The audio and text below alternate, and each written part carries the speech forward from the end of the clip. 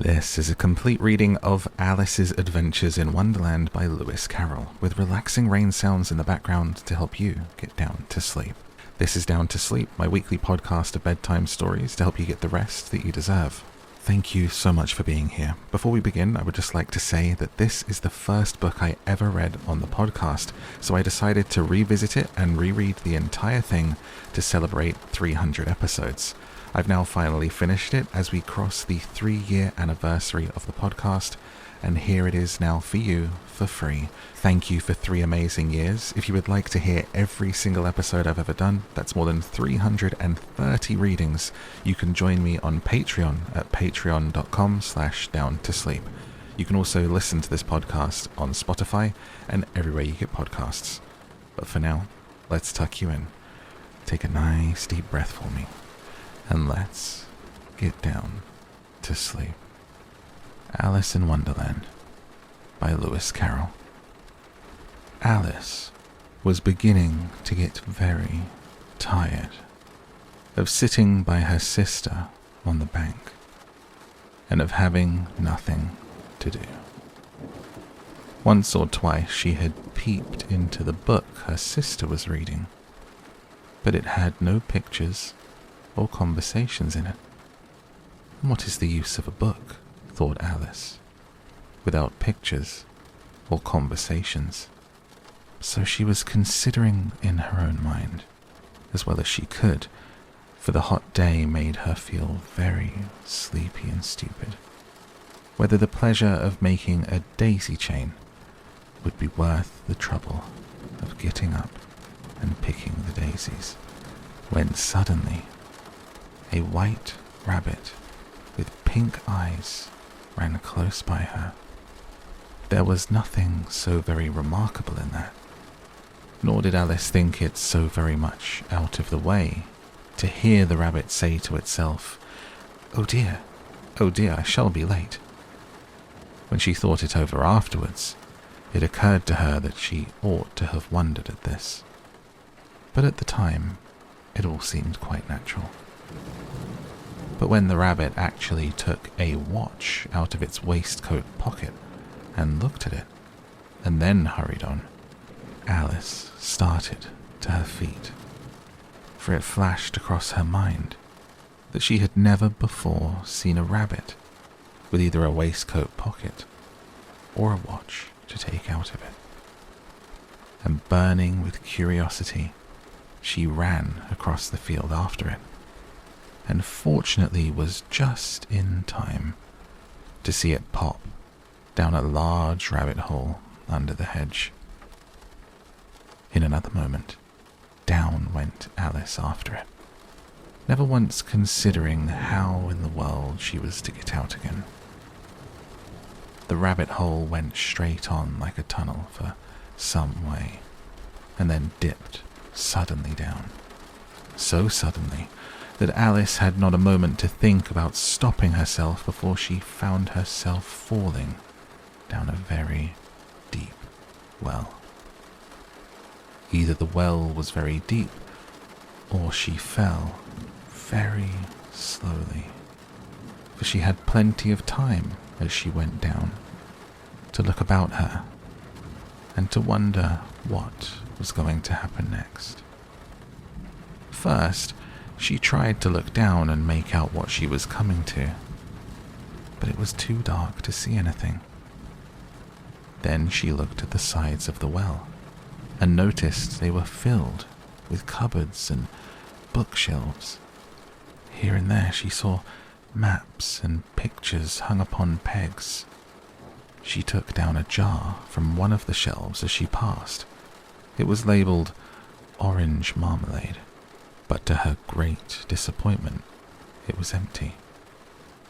She did not like to drop the jar for fear of killing somebody, so managed to put it into one of the cupboards as she fell past it. Well, thought Alice to herself, after such a fall as this, I shall think nothing of tumbling downstairs. How brave they'll think me at home. Why, I wouldn't say anything about it even if I fell off the top of the house, which was very likely true. Down Would the fall never come to an end? "I wonder how many miles I've fallen by this time," she said aloud. "I must be getting somewhere near the center of the earth. Let me see. That would be 4,000 miles down, I think." For you see, Alice had learnt several things of this sort in her lessons in the schoolroom. And though this was not a very good opportunity for showing off her knowledge, as there was no one to listen to her, still, it was good practice to say it over. "Yes, that's about the right distance. But then I wonder what latitude or longitude I've got to." Alice had no idea what latitude was, or longitude either, but thought they were nice, grand words to say. Presently, she began again. "I wonder if I shall fall right through the earth. How funny it'll seem to come out among the people that walk with their heads downward. The antipathies, I think." She was rather glad there was no one listening this time, as it didn't sound at all the right word. "But I shall have to ask them what the name of the country is, you know. Please, ma'am, is this New Zealand or Australia?" And she tried to curtsy as she spoke. Fancy curtsying as you're falling through the air. Do you think you could manage it? And what an ignorant little girl she'll think me for asking. No, it'll never do to ask. Perhaps I shall see it written up somewhere. Down, down, down. There was nothing else to do, so Alice soon began talking again. "Dinah'll miss me very much tonight, I should think." Dinah was the cat. "I hope they'll remember her saucer of milk at tea time. Dinah, my dear, I wish you were down here with me. There are no mice in the air, I'm afraid. But you might catch a bat, and that's very like a mouse, you know. But do cats eat bats, I wonder?" And here Alice began to get rather sleepy, and went on saying to herself in a dreamy sort of way, "Do cats eat bats? Do cats eat bats? And sometimes, do bats eat cats?" For you see, as she couldn't answer either question, it didn't much matter which way she put it. She felt that she was dozing off, and had just begun to dream that she was walking hand in hand with Dinah, and saying to her very earnestly, "Now, Dinah, tell me the truth. Did you ever eat a bat?" When suddenly, thump, thump, down she came upon a heap of sticks and dry leaves, and the fall was over. Alice was not a bit hurt, and she jumped up onto her feet in a moment. She looked up, but it was all dark overhead. Before her was another long passage, and the white rabbit was still in sight, hurrying down it. There was not a moment to be lost. Away went Alice like the wind, and was just in time to hear it say as it turned a corner, "Oh, my ears and whiskers, how late it's getting." She was close behind it when she turned the corner, but the rabbit was no longer to be seen. She found herself in a long, low hall, which was lit up by a row of lamps hanging from the roof. There were doors all round the hall, but they were all locked, and when Alice had been all the way down one side and up the other, trying every door, she walked sadly down the middle, wondering how she was ever to get out again. Suddenly, she came upon a little three-legged table, all made of solid glass. There was nothing on it except a tiny golden key, and Alice's first thought was that it might belong to one of the doors of the hall. But alas, either the locks were too large or the key was too small. But at any rate, it would not open any of them. However, on the second time round, she came upon a low curtain she had not noticed before, and behind it was a little door about 15 inches high. She tried the little golden key in the lock, and to her great delight, it fitted. Alice opened the door and found that it led into a small passage, not much larger than a rat hole. She knelt down and looked along the passage into the loveliest garden you ever saw. How she longed to get out of that dark hall and wander about among those beds of bright flowers and cool fountains. But she could not even get her head through the doorway. And even if my head would go through, thought poor Alice, it would be of very little use without my shoulders. Oh, how I wish I could shut up like a telescope. I think I could, if I only knew how to begin. For you see, so many out-of-the-way things had happened lately that Alice had begun to think that very few things indeed were really impossible. There seemed to be no use in waiting by the little door, so she went back to the table, half hoping she might find another key on it, or at any rate, a book of rules for shutting people up like telescopes.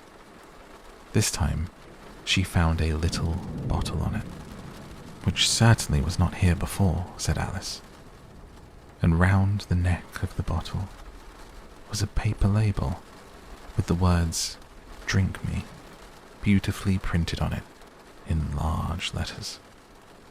It was all very well to say, "Drink me," but the wise little Alice was not going to do that in a hurry. "No, I'll look first," she said, "and see whether it's marked poison or not." For she had read several nice little histories about children who had got burnt, eaten up by wild beasts and other unpleasant things, all because they would not remember the simple rules their friends had taught them, such as that a red-hot poker will burn you if you hold it too long, and that if you cut your finger very deeply with a knife, it usually bleeds.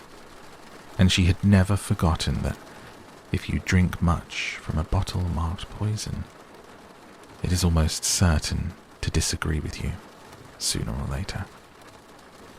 However, this bottle was not marked poison, so Alice ventured to taste it, and finding it very nice, it had in fact a sort of mixed flavour of cherry tart, custard, pineapple, roast turkey, toffee, and hot buttered toast.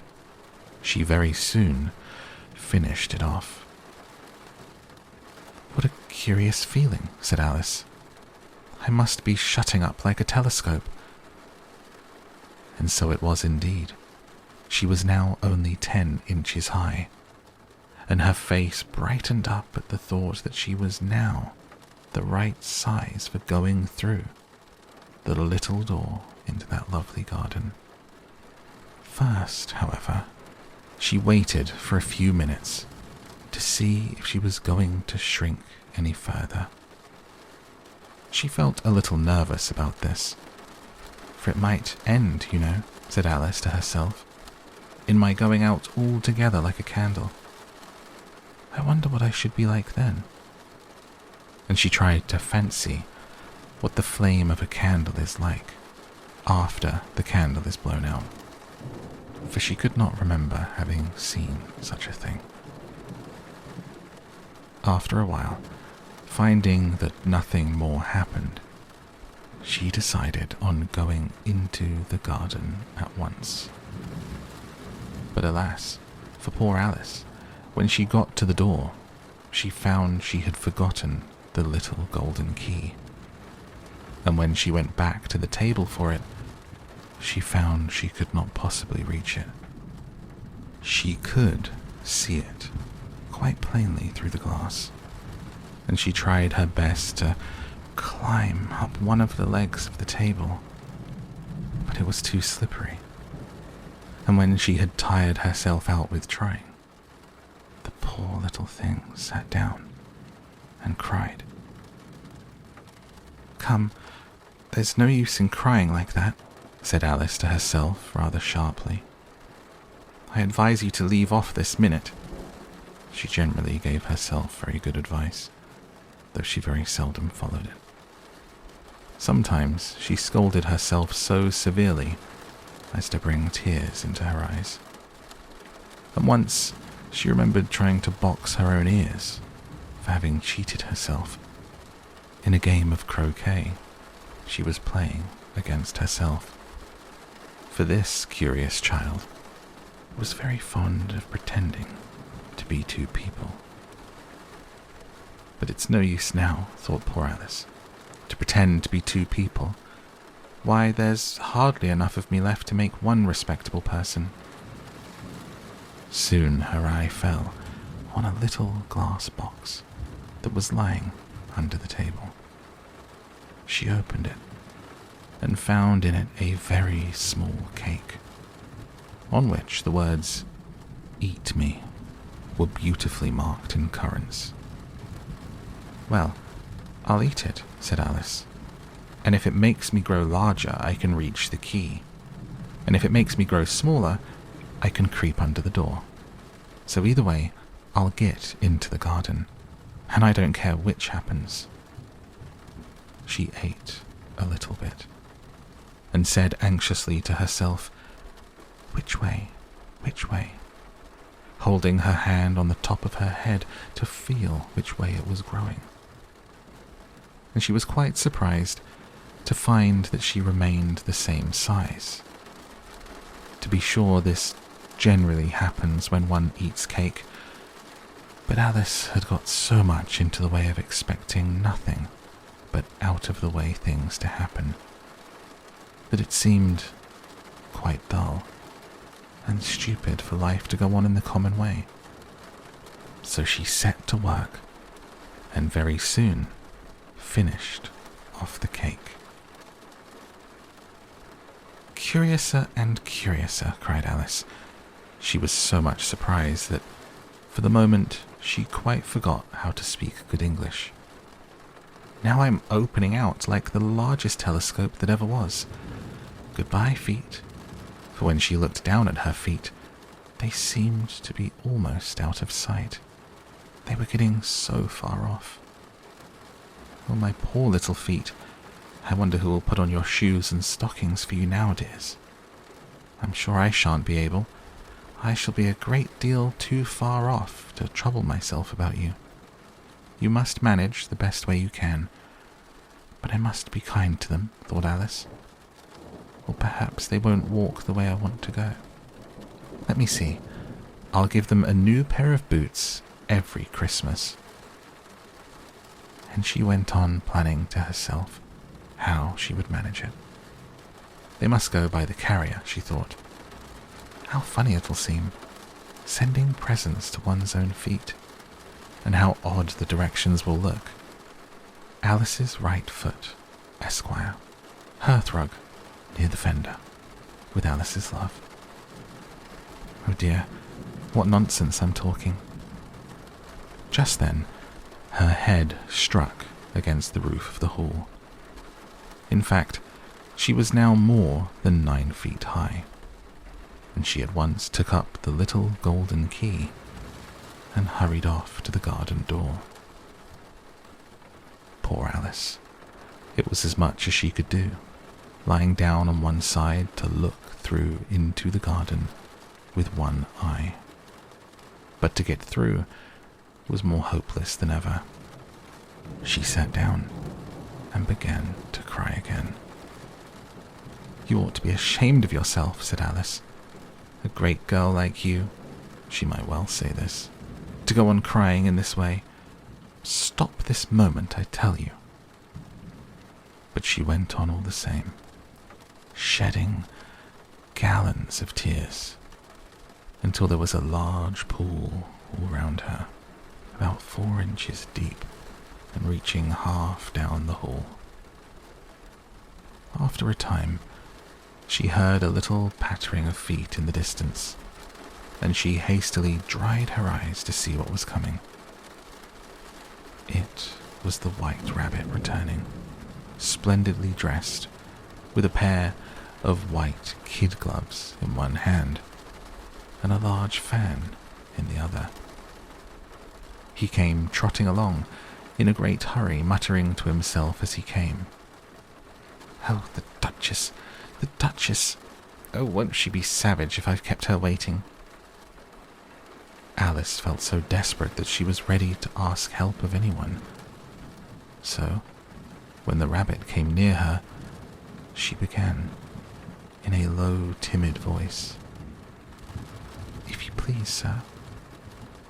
The rabbit started violently, dropped the white kid gloves and the fan, and scurried away into the darkness as hard as he could go. Alice took up the fan and gloves, and as the hall was very hot, she kept fanning herself all the time that she went on talking. "Dear, dear, how queer everything is today. And yesterday, things went on just as usual. I wonder if I've been changed in the night. Let me think. Was I the same when I got up this morning? I almost think I can remember feeling a little different. But if I'm not the same, the next question is, who in the world am I? That's the great puzzle." And she began thinking over all the children she knew that were of the same age as herself, to see if she could have been changed for any of them. "I'm sure I'm not Ada," she said, "for her hair goes in such long ringlets, and mine doesn't go in ringlets at all. And I'm sure I can't be Mabel, for I know all sorts of things, and she knows very little. Besides, she's she, and I'm I, and oh dear, how puzzling it all is. I'll try if I know all the things I used to know. Let me see. 4 times 5 is 12, and 4 times 6 is 13, and 4 times 7 is... oh dear, I shall never get to 20 at that rate. However, the multiplication table doesn't signify. Let's try geography. London is the capital of Paris, and Paris is the capital of Rome, and Rome... no, that's all wrong, I'm certain. I must have been changed for Mabel. I'll try and say, how doth the little... and she crossed her hands on her lap as if she was saying lessons, and began to repeat it.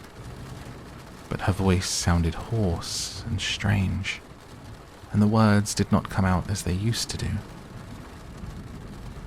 How doth the little crocodile improve his shining tail, and pour the waters of the Nile on every golden scale? How cheerfully he seems to grin, how neatly spread his claws, and welcome little fishes in with gently smiling jaws. I'm sure those are not the right words, said poor Alice, and her eyes filled with tears again. I must be Mabel after all, and I shall have to go and live in that poky little house, and have next to no toys to play with. I know, ever so many lessons to learn. No, I've made up my mind about it. If I'm Mabel, I'll stay down here. It'll be no use their putting their heads down and saying, "Come up again, dear." I shall only look up and say, "Who am I then? Tell me that first. And then, if I like being that person, I'll come up. If not, I'll stay down here till I'm somebody else." But oh dear, cried Alice, with a sudden burst of tears. I do wish they would put their heads down. I am so very tired of being all alone here. As she said this, she looked down at her hands, and was surprised to see that she had put on one of the rabbit's little white kid gloves while she was talking. How can I have done that, she thought. I must be growing small again. She got up and went to the table to measure herself by it, and found that, as nearly as she could guess, she was now about 2 feet high, and was going on shrinking rapidly. She soon found that the cause of this was the fan she was holding, and she dropped it hastily, just in time to avoid shrinking away altogether. "That was a narrow escape," said Alice, a good deal frightened at the sudden change, but very glad to find herself still in existence. "And now for the garden," and she ran with all speed back to the little door. But alas, the little door was shut again, and the little golden key was lying on the glass table as before. "And things are worse than ever," thought the poor child, "for I never was so small as this before, never, and I declare it's too bad that it is." As she said these words, her foot slipped, and in another moment, splash, she was up to her chin in salt water. Her first idea was that she had somehow fallen into the sea. "And in that case, I can go back by railway," she said to herself. Alice had been to the seaside once in her life, and had come to the general conclusion that wherever you go to on the English coast, you find a number of bathing machines in the sea, some children digging in the sand with wooden spades, then a row of lodging houses, and behind them a railway station. However, she soon made out that she was in a pool of tears, which she had wept when she was 9 feet high. "I wish I hadn't cried so much," said Alice, as she swam about, trying to find her way out. "I shall be punished for it now, I suppose, by being drowned in my own tears. That will be a queer thing, to be sure. However, everything is queer today." Just then, she heard something splashing about in the pool a little way off, and she swam nearer to make out what it was. At first, she thought it must be a walrus or hippopotamus, but then she remembered how small she was now, and she soon made out that it was only a mouse that had slipped in like herself. Would it be of any use now, thought Alice, to speak to this mouse? Everything is so out of the way down here that I should think very likely it can talk. At any rate, there's no harm in trying. So she began. "Oh, mouse, do you know the way out of this pool? I am very tired of swimming about here, oh mouse." Alice thought this must be the right way of speaking to a mouse. She had never done such a thing before, but she remembered having seen in her brother's Latin grammar a mouse, of a mouse, to a mouse, a mouse, a mouse. The mouse looked at her rather inquisitively and seemed to wink with one of its little eyes, but it said nothing. "Perhaps it doesn't understand English," thought Alice. "I dare say it's a French mouse, come over with William the Conqueror." For, with all of her knowledge of history, Alice had no very clear notion how long ago anything had happened. So she began again. "Où est ma chatte?" which was the first sentence in her French lesson book. The mouse gave a sudden leap out of the water and seemed to quiver all over with fright. "Oh, I beg your pardon," cried Alice hastily, afraid she had hurt the poor animal's feelings. "I quite forgot you didn't like cats. Not like cats, cried the mouse, in a shrill, passionate voice. Would you like cats if you were me? Well, perhaps not, said Alice in a soothing tone. Don't be angry about it. And yet, I wish I could show you our cat Dinah. I think you'd take a fancy to cats if you could only see her. She is such a dear, quiet thing. Alice went on, half to herself as she swam lazily about in the pool. And she sits purring so nicely by the fire, licking her paws and washing her face. And she is such a nice soft thing to nurse. And she's such a capital one for catching mice. Oh, I beg your pardon, cried Alice again, for this time the mouse was bristling all over, and she felt certain it must be really offended. We won't talk about her anymore, if you'd rather not. We indeed, cried the mouse, who was trembling down to the end of his tail.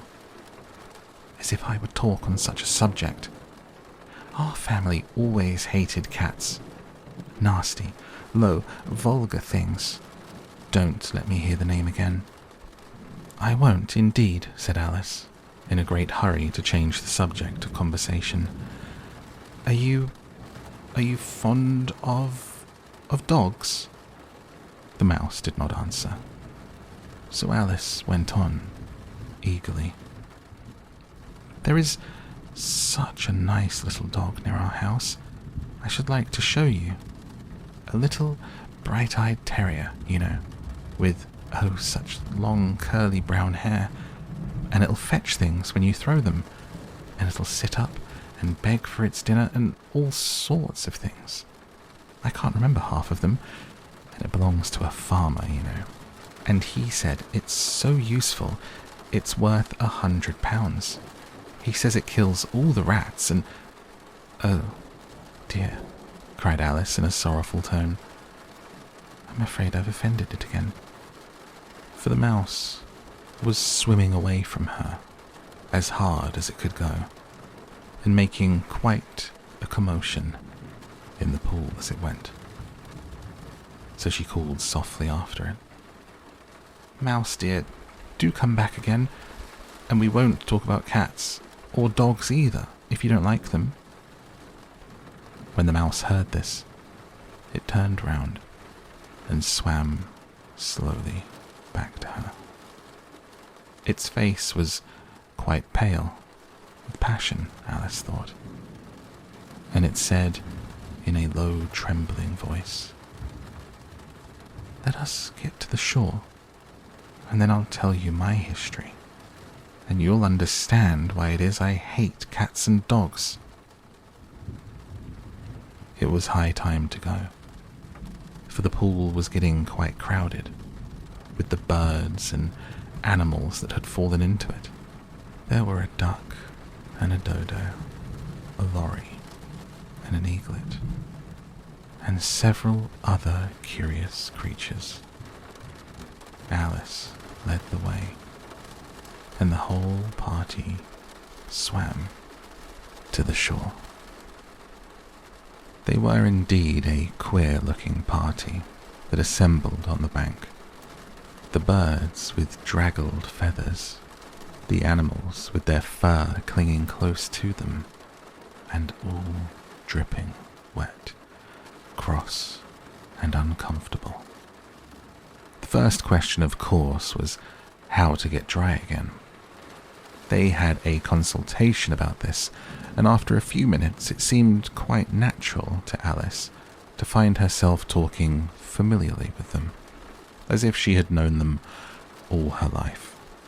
Indeed, she had quite a long argument with the lorry, who at last turned sulky and would only say, I am older than you and must know better.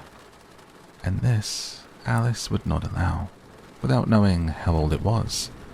And as the lorry positively refused to tell its age, there was no more to be said. At last, the mouse, who seemed to be a person of authority among them, called out, Sit down, all of you, and listen to me. I'll soon make you dry enough."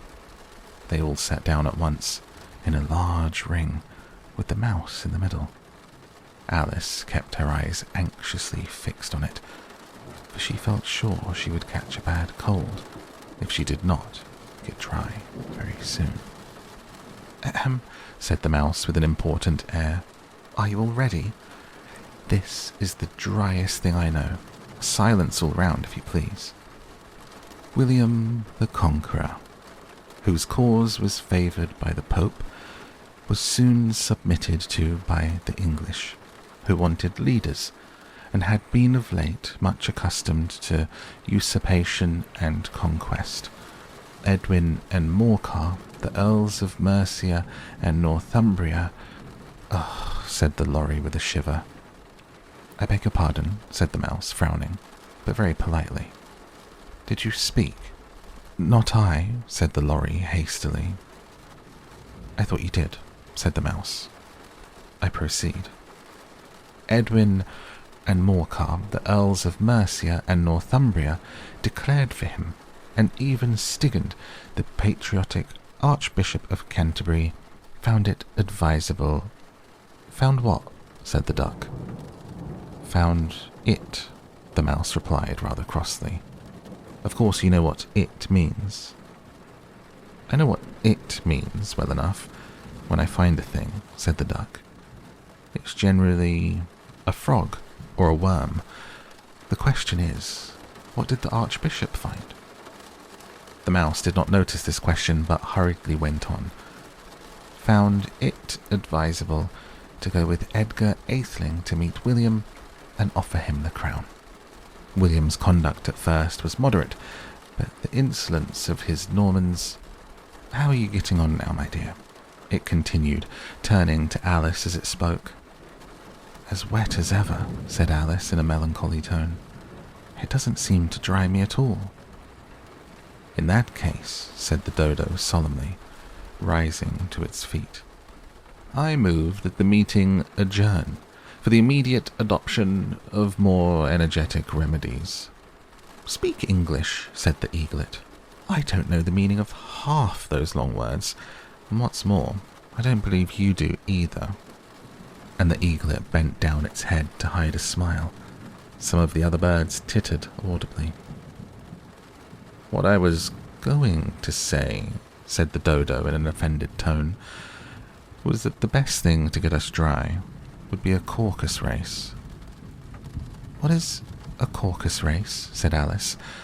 Not that she wanted much to know, but the dodo had paused as if it thought that somebody ought to speak, and no one else seemed inclined to say anything. "Why," said the dodo, "the best way to explain it is to do it. And as you might like to try the thing yourself some winter day, I will tell you how the dodo managed it. First, it marked out a racecourse in a sort of circle. The exact shape doesn't matter, it said, and then all the party were placed along the course here and there. There was no 1, 2, 3 in a way, but they began running when they liked, and left off when they liked, so that it was not easy to know when the race was over. However, when they had been running for half an hour or so, and were quite dry again, the dodo suddenly called out, "The race is over." And they all crowded round it, panting and asking, "But who's won?" This question the dodo could not answer without a great deal of thought, and it sat for a long time, with one finger pressed upon its forehead, the position in which you usually see Shakespeare in the pictures of him, while the rest waited in silence. At last the dodo said, "Everybody has won, and all must have prizes." "But who is to give the prizes?" quite a chorus of voices asked. "Why, she, of course," said the dodo, pointing to Alice with one finger. And the whole party at once crowded round her, calling out in a confused way, Prizes, prizes. Alice had no idea what to do, and in despair she put her hand in her pocket and pulled out a box of comfits. Luckily the salt water had not gotten into it, and handed them round as prizes. There was exactly one apiece all round. "But she must have a prize herself, you know," said the mouse. "Of course," the dodo replied very gravely. "What else have you got in your pocket?" he went on, turning to Alice. "Only a thimble," said Alice sadly. "Hand it over here," said the dodo. Then they all crowded round her once more, while the dodo solemnly presented the thimble, saying, "We beg your acceptance of this elegant thimble." And when it had finished this short speech, they all cheered. Alice thought the whole thing very absurd, but they all looked so grave that she did not dare to laugh. As she could not think of anything to say, she simply bowed and took the thimble, looking as solemn as she could. The next thing was to eat the comfits. This caused some noise and confusion, as the large birds complained they could not taste theirs, and the small ones choked and had to be patted on the back. However, it was over at last, and they sat down again in a ring and begged the mouse to tell them something more.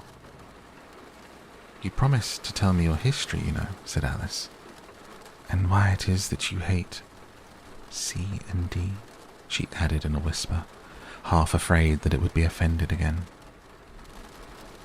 "Mine is a long and sad tale," said the mouse, turning to Alice and sighing.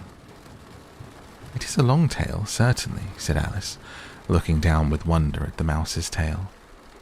"But why do you call it sad?" And she kept on puzzling about it while the mouse was speaking, so that her idea of the tale was something like this. Fury said to a mouse that he met in the house, "Let us both go to law. I will prosecute you. Come, I'll take no denial, we must have a trial, for really this morning I've nothing to do," said the mouse to the cur. "Such a trial, dear sir, with no jury or judge, would be wasting our breath." "I'll be judge, I'll be jury," said cunning old Fury. "I'll try the whole cause and condemn you to death." "You are not attending," said the mouse to Alice severely. "What are you thinking of?" "I beg your pardon," said Alice very humbly. "You had got to the fifth bend, I think?" "I had not," cried the mouse sharply and very angrily. "A knot," said Alice, always ready to make herself useful and looking anxiously about her. "Oh, do let me help to undo it." "I shall do nothing of the sort," said the mouse, getting up and walking away. "You insult me by talking such nonsense." "I didn't mean it," pleaded poor Alice. "But you're so easily offended, you know." The mouse only growled in reply. "Please, come back and finish your story," Alice called after it, and all the others joined in chorus. "Yes, please do." But the mouse only shook its head impatiently and walked a little quicker. "What a pity it wouldn't stay," sighed the lorry, as soon as it was quite out of sight. And an old crab took the opportunity of saying to her daughter, "Ah, my dear, let this be a lesson to you, never to lose your temper." "Hold your tongue, Ma," said the young crab a little snappishly. "You're enough to try the patience of an oyster." "I wish I had our Dinah here, I know I do," said Alice aloud, addressing nobody in particular. "She'd soon fetch it back." "And who is Dinah, if I might venture to ask the question?" said the lorry. Alice replied eagerly, for she was always ready to talk about her pet. Dinah's our cat, and she's such a capital one for catching mice you can't think. I know, I wish you could see her after the birds. Why, she'll eat a little bird as soon as look at it. This speech caused a remarkable sensation among the party. Some of the birds hurried off at once. One old magpie began wrapping itself up very carefully, remarking, "I really must be getting home. The night air doesn't suit my throat." And a canary called out in a trembling voice to its children, "Come away, my dears. It's high time you were all in bed." On various pretexts, they all moved off, and Alice was soon left alone. "I wish I hadn't mentioned Dinah," she said to herself in a melancholy tone. "Nobody seems to like her down here, and I'm sure she's the best cat in the world. Oh, my dear Dinah, I wonder if I shall ever see you anymore." And here, poor Alice began to cry again, for she felt very lonely and low-spirited. In a little while, however, she again heard a little pattering of footsteps in the distance, and she looked up eagerly, half hoping that the mouse had changed his mind and was coming back to finish his story. It was the white rabbit, trotting slowly back again and looking anxiously about as it went, as if it had lost something, and she heard it muttering to itself, the Duchess, oh my dear paws, oh my fur and whiskers, she'll get me executed, as sure as ferrets are ferrets. Where can I have dropped them, I wonder?" Alice guessed in a moment that it was looking for the fan and the pair of white kid gloves, and she very good-naturedly began hunting about for them, but they were nowhere to be seen. Everything seemed to have changed since her swim in the pool, and the great hall with the glass table and the little door had vanished completely. Very soon the rabbit noticed Alice as she went hunting about, and called out to her in an angry tone, "Why, Mary Ann, what are you doing out here? Run home this moment and fetch me a pair of gloves and a fan. Quick now." And Alice was so much frightened that she ran off at once in the direction it pointed to, without trying to explain the mistake it had made. "He took me for his housemaid," she said to herself as she ran. "How surprised he'll be when he finds out who I am. But I'd better take him his fan and gloves. That is, if I can find them."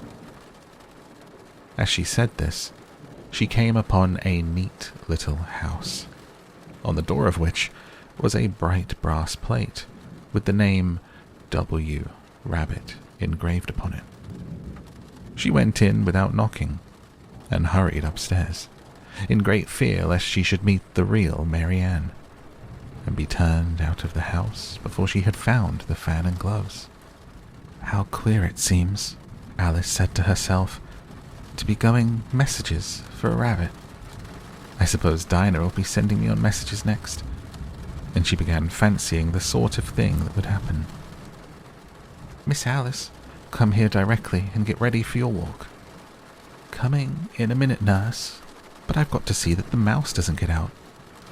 Only, I don't think," Alice went on, "that they'd let Dinah stop in the house if it began ordering people about like that." By this time, she had found her way into a tidy little room with a table in the window, and on it, as she had hoped, a fan and 2 or 3 pairs of tiny white kid gloves. She took up the fan and a pair of the gloves and was just going to leave the room, when her eye fell upon a little bottle that stood near the looking-glass. There was no label this time with the words "Drink me," but nevertheless she uncorked it and put it to her lips. "I know something interesting is sure to happen," she said to herself. whenever I eat or drink anything, so I'll just see what this bottle does. I do hope it'll make me grow large again, for really I'm quite tired of being such a tiny little thing." It did so indeed, and much sooner than she had expected. Before she had drunk half the bottle, she found her head pressing against the ceiling, and had to stoop to save her neck from being broken. She hastily put down the bottle, saying to herself, "That's quite enough. I hope I shan't grow any more. As it is, I can't get out the door. I do wish I hadn't drunk quite so much." Alas, it was too late to wish that. She went on growing and growing, and very soon had to kneel down on the floor. In another minute, there was not even room for this, and she tried the effect of lying down with one elbow against the door and the other arm curled round her head. Still, she went on growing, and as a last resource, she put one arm out the window and one foot up the chimney, and said to herself, "Now I can do no more, whatever happens. What will become of me?"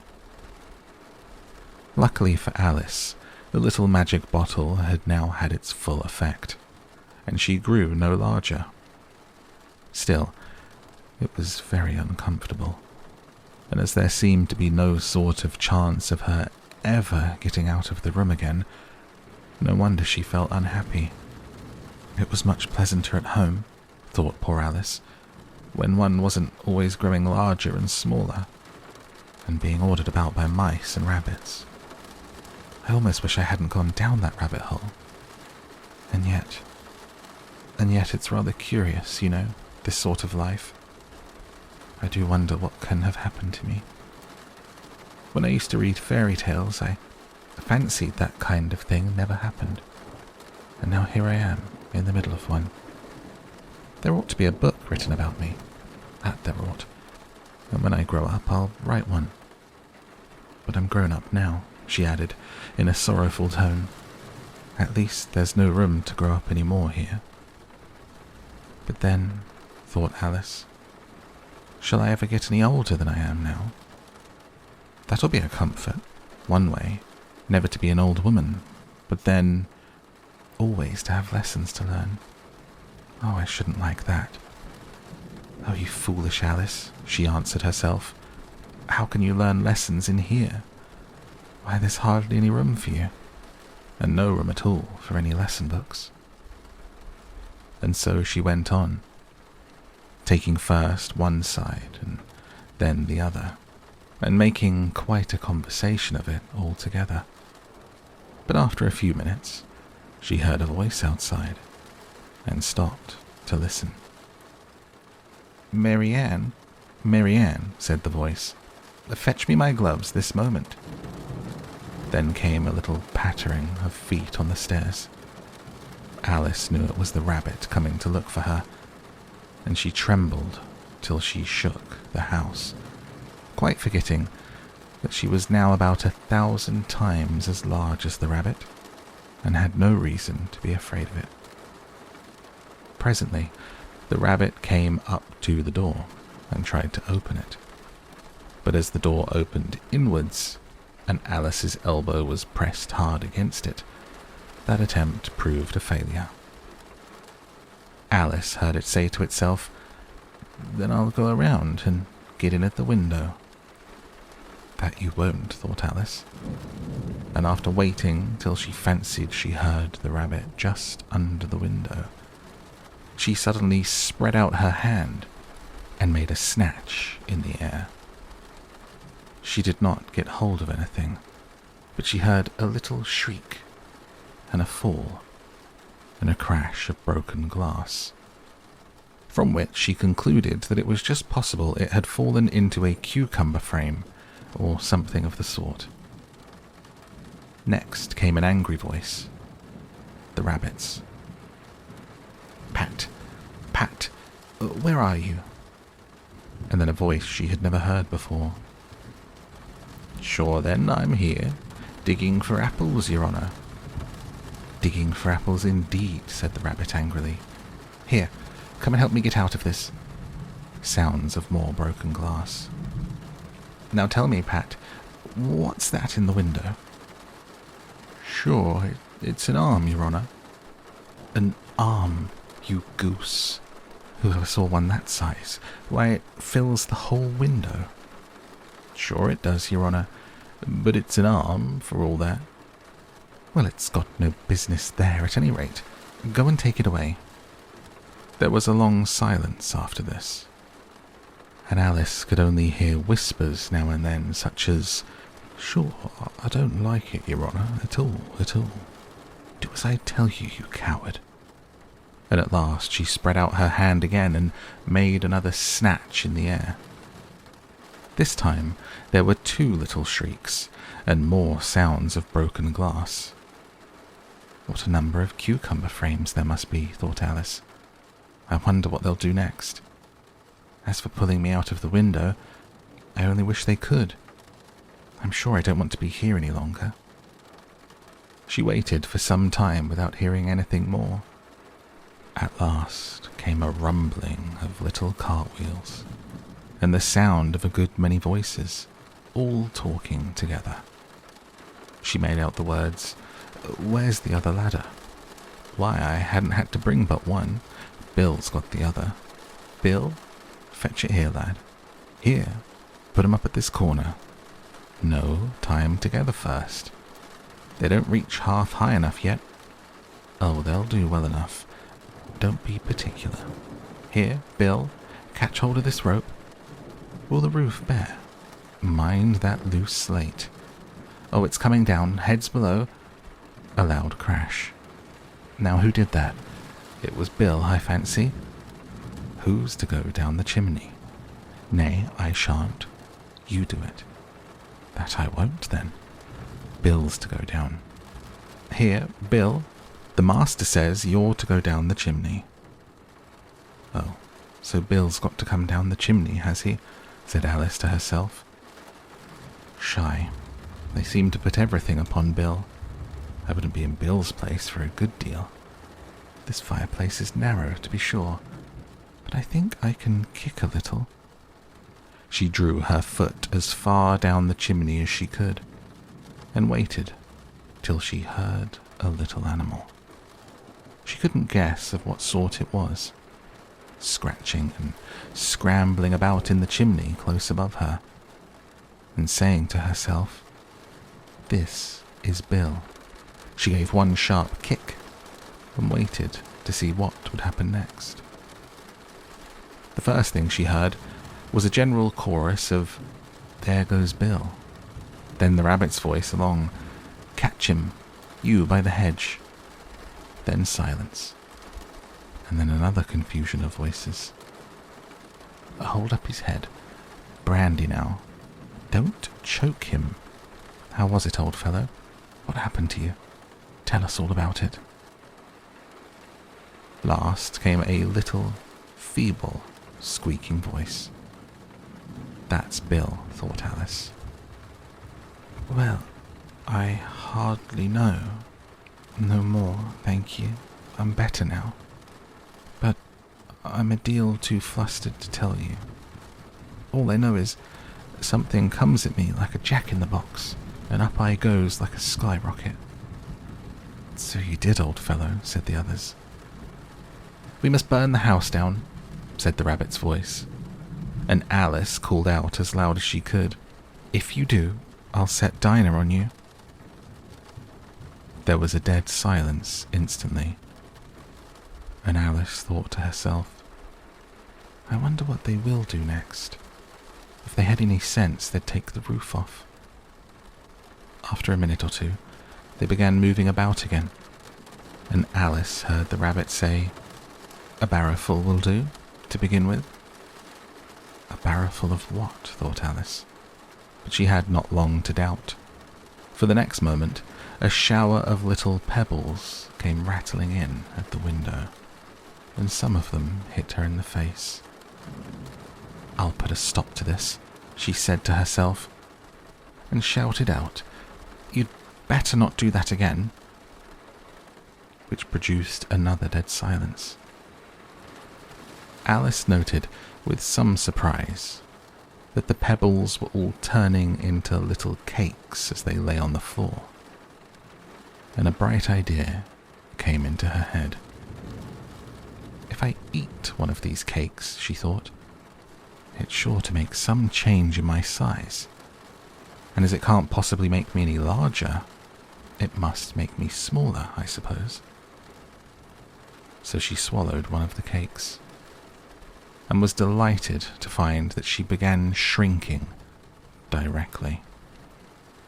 As soon as she was small enough to get through the door, she ran out of the house and found quite a crowd of little animals and birds waiting outside. The poor little lizard, Bill, was in the middle, being held up by 2 guinea pigs who were giving it something out of a bottle. They all made a rush at Alice the moment she appeared, but she ran off as hard as she could, and soon found herself in a thick wood. The first thing I've got to do, said Alice to herself as she wandered about in the wood, is to grow to my right size again. And the second thing is to find my way into that lovely garden. I think that will be the best plan. It sounded an excellent plan, no doubt, and very neatly and simply arranged. The only difficulty was, she had not the smallest idea how to set about it. And while she was peering about anxiously among the trees, a little sharp bark just over her head made her look up in a great hurry. An enormous puppy was looking down at her with large round eyes and feebly stretching out one paw trying to touch her. Poor little thing, said Alice in a coaxing tone, and she tried hard to whistle to it. But she was terribly frightened all the time at the thought that it might be hungry, in which case it would be very likely to eat her up in spite of all her coaxing. Hardly knowing what she did, she picked up a little bit of stick and held it out to the puppy, whereupon the puppy jumped into the air off all its feet at once with a yelp of delight, and rushed at the stick and made believe to worry it. Then Alice dodged behind a great thistle to keep herself from being run over. And the moment she appeared on the other side, the puppy made another rush at the stick and tumbled head over heels in its hurry to get hold of it. Then Alice, thinking it was very like having a game of play with a cart horse, and expecting every moment to be trampled under its feet, ran round the thistle again.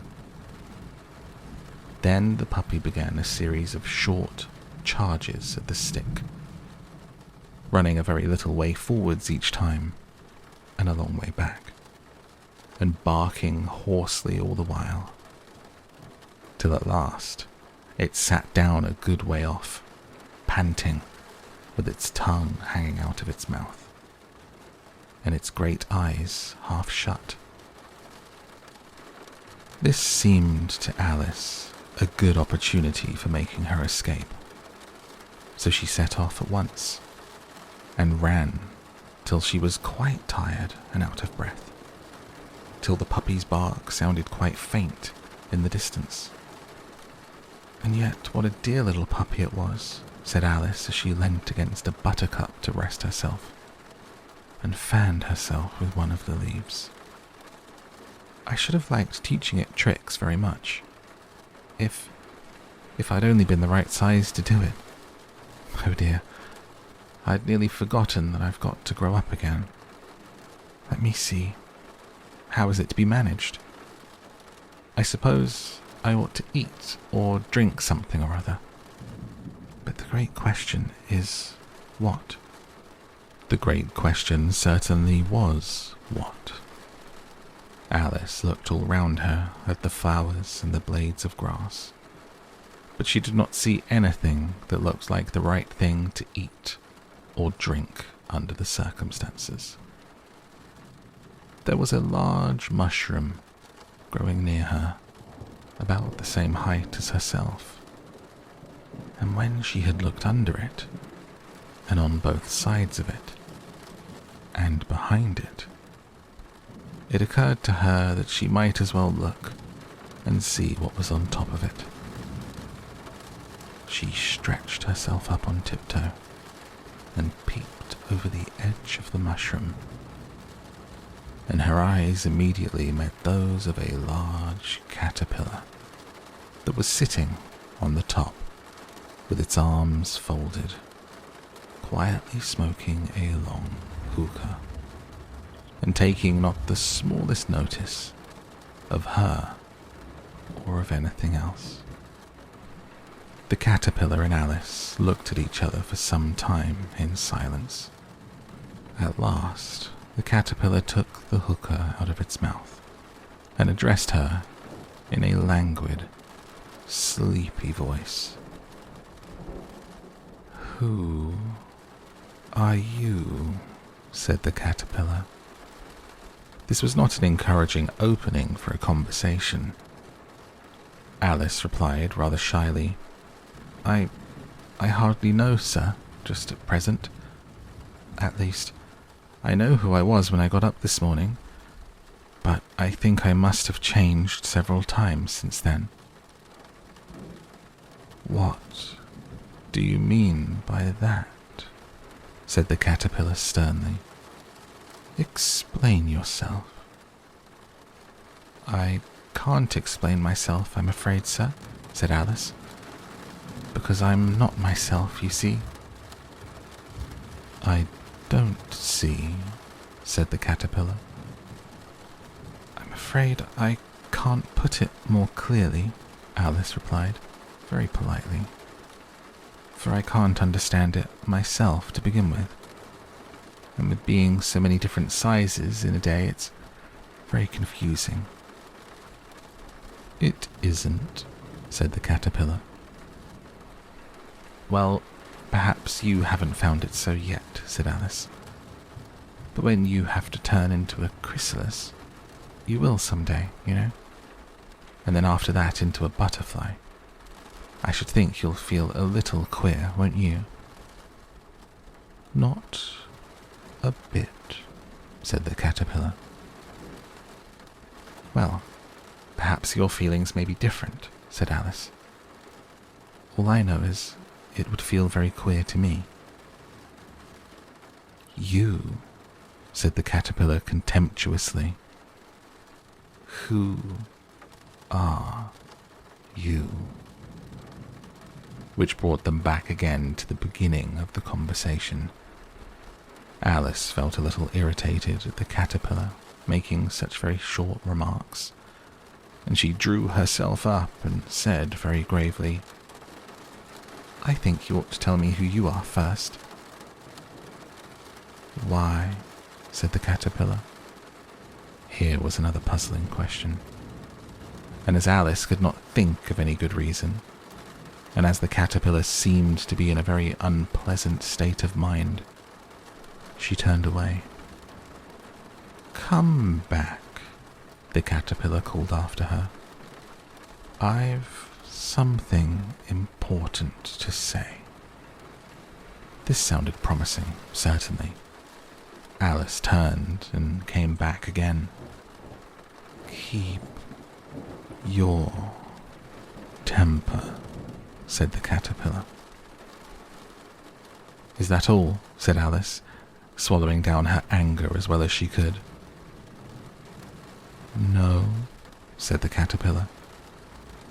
Alice thought she might as well wait as she had nothing else to do, and perhaps after all it might tell her something worth hearing. For some minutes it puffed away without speaking, but at last it unfolded its arms, took the hookah out of its mouth again, and said, "So, you think you're changed, do you?" I'm afraid I am, sir, said Alice. I can't remember things as I used, and I don't keep the same size for 10 minutes together. Can't remember what things, said the caterpillar. Well, I've tried to say, how doth the little busy bee, but it all came different, Alice replied in a very melancholy voice. Repeat. You are old, Father William, said the caterpillar. Alice folded her hands and began. You are old, Father William, the young man said, and your hair has become very white. And yet you incessantly stand on your head. Do you think at your age it is right?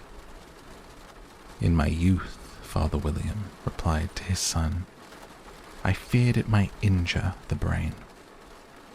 But now that I'm perfectly sure I have none, why, I do it again and again. You are old, said the youth, as I mentioned before, and have grown most uncommonly fat. Yet you turned a back somersault in at the door. Pray, what is the reason of that? In my youth, said the sage, as he shook his grey locks, I kept all my limbs very supple. By the use of this ointment, 1 shilling the box. Allow me to sell you a couple. You are old, said the youth, and your jaws are too weak for anything tougher than suet. Yet you finished the goose with the bones and the beak. Pray, how did you manage to do it? In my youth, said his father, I took to the law and argued each case with my wife, and the muscular strength which it gave to my jaw has lasted the rest of my life. You are old, said the youth. One would hardly suppose that your eye was as steady as ever. Yet you balanced an eel on the end of your nose. What made you so awfully clever? I have answered 3 questions, and that is enough, said his father. Don't give yourself airs. Do you think I can listen all day to such stuff? Be off, or I'll kick you downstairs. That is not said right, said the caterpillar. Not quite right, I'm afraid, said Alice timidly. Some of the words got altered. It is wrong from beginning to end, said the caterpillar decidedly.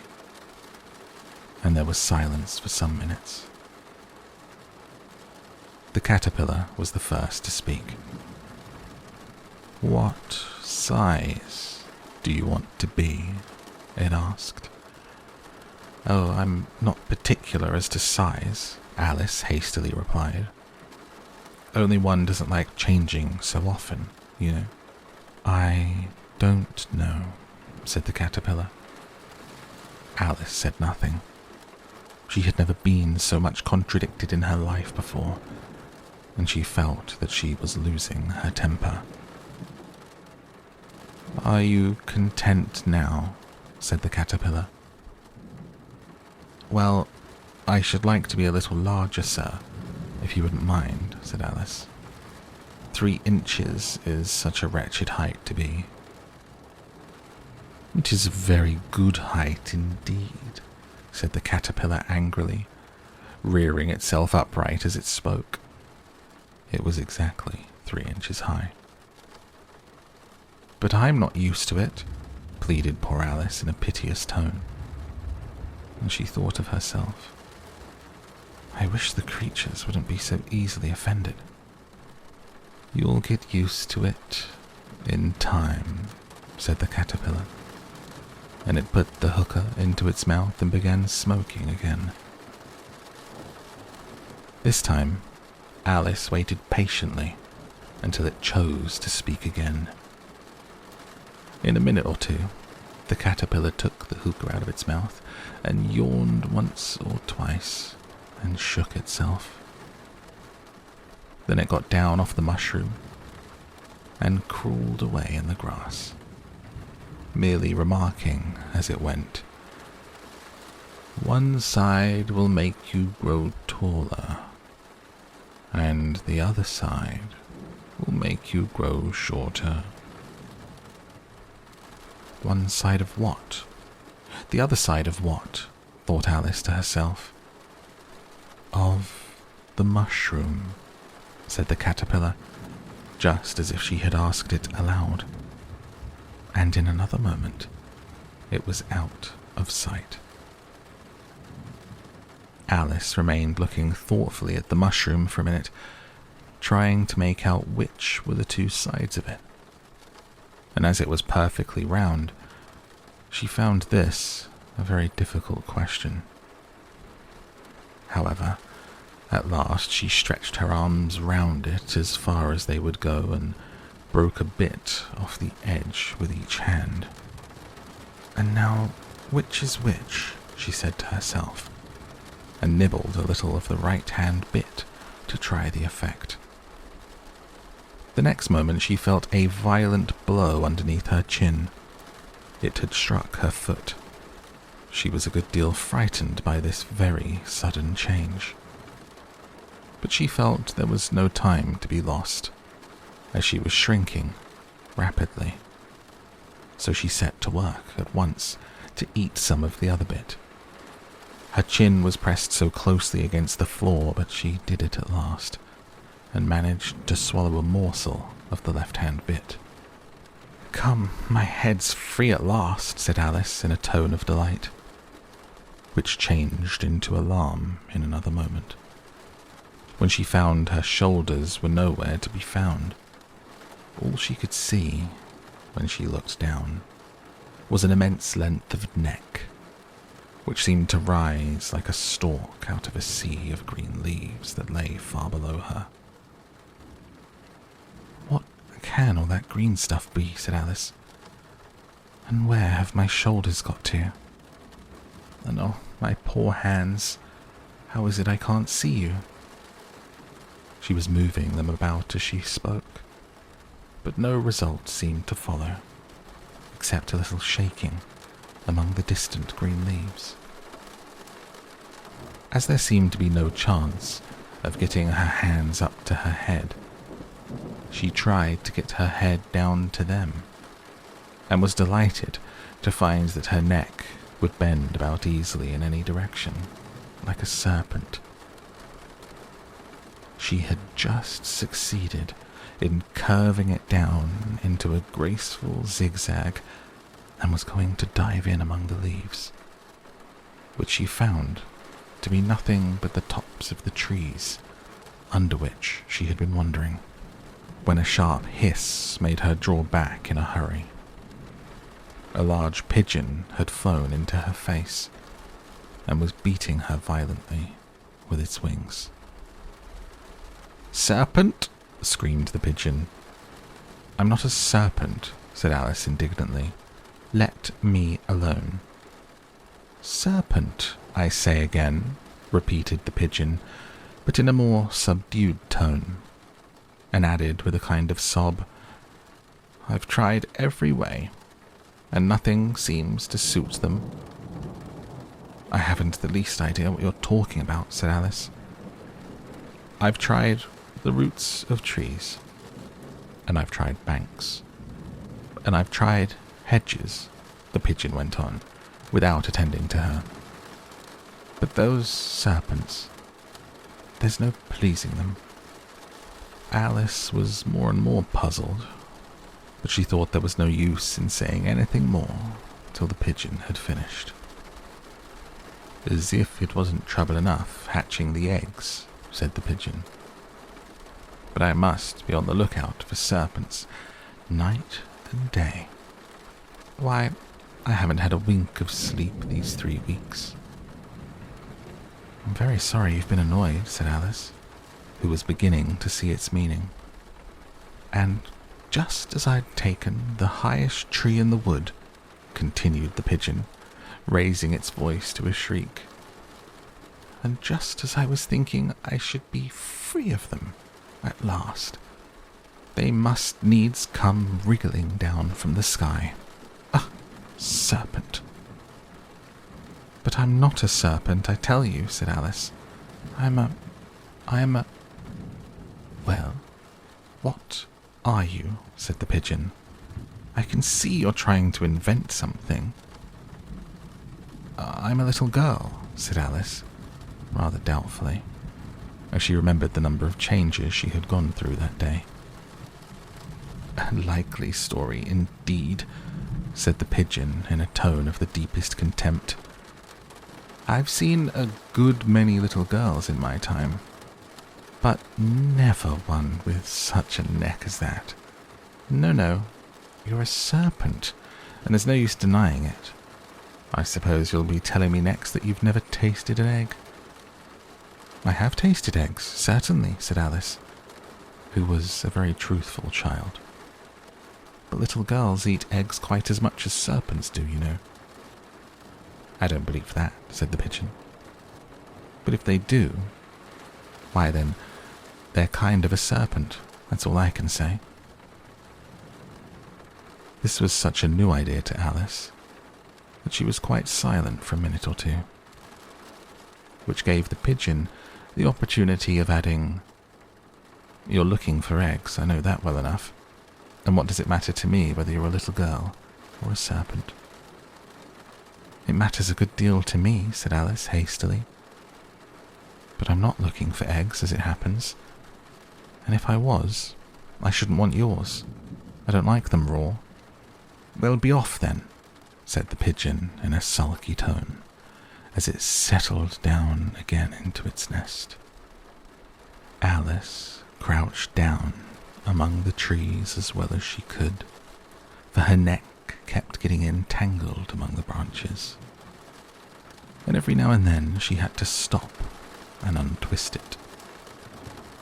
After a while she remembered that she still held the pieces of mushroom in her hands, and she set to work very carefully, nibbling first at one and then at the other, and growing sometimes taller and sometimes shorter, until she had succeeded in bringing herself down to her usual height. It was so long since she had been anything near the right size that it felt quite strange at first, but she got used to it in a few minutes and began talking to herself as usual. Come, there's half my plan done now. How puzzling all these changes are. I'm never sure what I'm going to be from one minute to another. However, I've got back to my right size. The next thing is to get into that beautiful garden. How's that to be done, I wonder? As she said this, she came suddenly upon an open place, with a little house about 4 feet high. Whoever lives here, thought Alice. It'll never do to come upon them this size. Why, I should frighten them out of their wits. So she began nibbling at the right-hand bit again, and did not venture to go near the house till she had brought herself down to 9 inches high. For a minute or two, she stood looking at the house and wondering what to do next, when suddenly a footman in livery came running out of the wood. She considered him to be a footman because he was in livery, otherwise, judging by his face only, she would have called him a fish, and rapped loudly at the door with his knuckles. It was opened by another footman in livery, with a round face and large eyes like a frog, and both footmen, Alice noticed, had powdered hair that curled all over their heads. She felt very curious to know what it was all about, and crept a little way out of the wood to listen. The fish footman began by producing from under his arm a great letter nearly as large as himself, and this he handed over to the other, saying in a solemn tone, "For the Duchess, an invitation from the Queen to play croquet." The frog footman repeated in the same solemn tone, only changing the order of the words a little, "From the Queen, an invitation for the Duchess to play croquet." Then they both bowed low, and their curls got entangled together. Alice laughed so much at this that she had to run back into the wood for fear of their hearing her, and when she next peeped out, the fish footman was gone, and the other was sitting on the ground near the door, staring stupidly up into the sky. Alice went timidly up to the door and knocked. "There's no sort of use in knocking," said the footman, "and that for 2 reasons. First, because I'm on the same side of the door as you are. Secondly, because they're making such a noise inside, no one could possibly hear you." And certainly there was a most extraordinary noise going on within. A constant howling and sneezing, and every now and then a great crash, as if a dish or kettle had been broken to pieces. "Please then," said Alice, "how am I to get in?" "There might be some sense in your knocking," the footman went on without attending to her. "If we had the door between us, for instance, if you were inside you might knock, and I could let you out, you know." He was looking up into the sky all the time that he was speaking, and this, Alice thought, decidedly uncivil. "But perhaps he can't help it," she said to herself. "His eyes are so very nearly at the top of his head. But at any rate, he might answer questions." "How am I to get in?" she repeated aloud.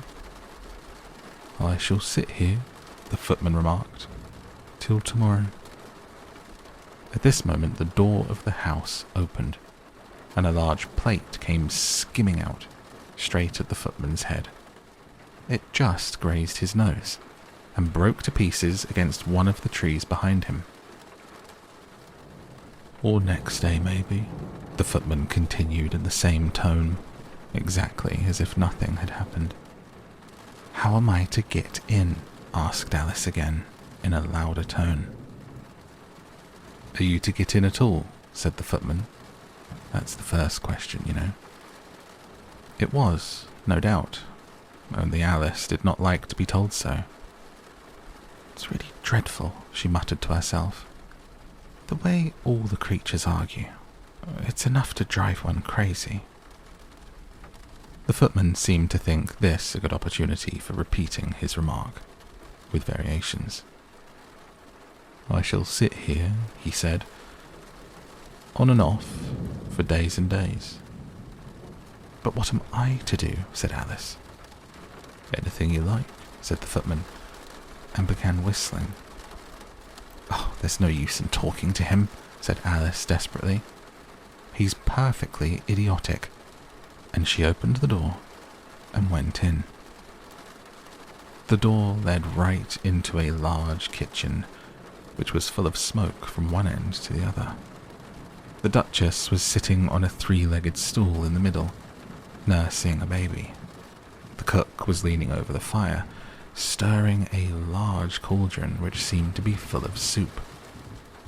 "There's certainly too much pepper in that soup," Alice said to herself, as well as she could, for sneezing.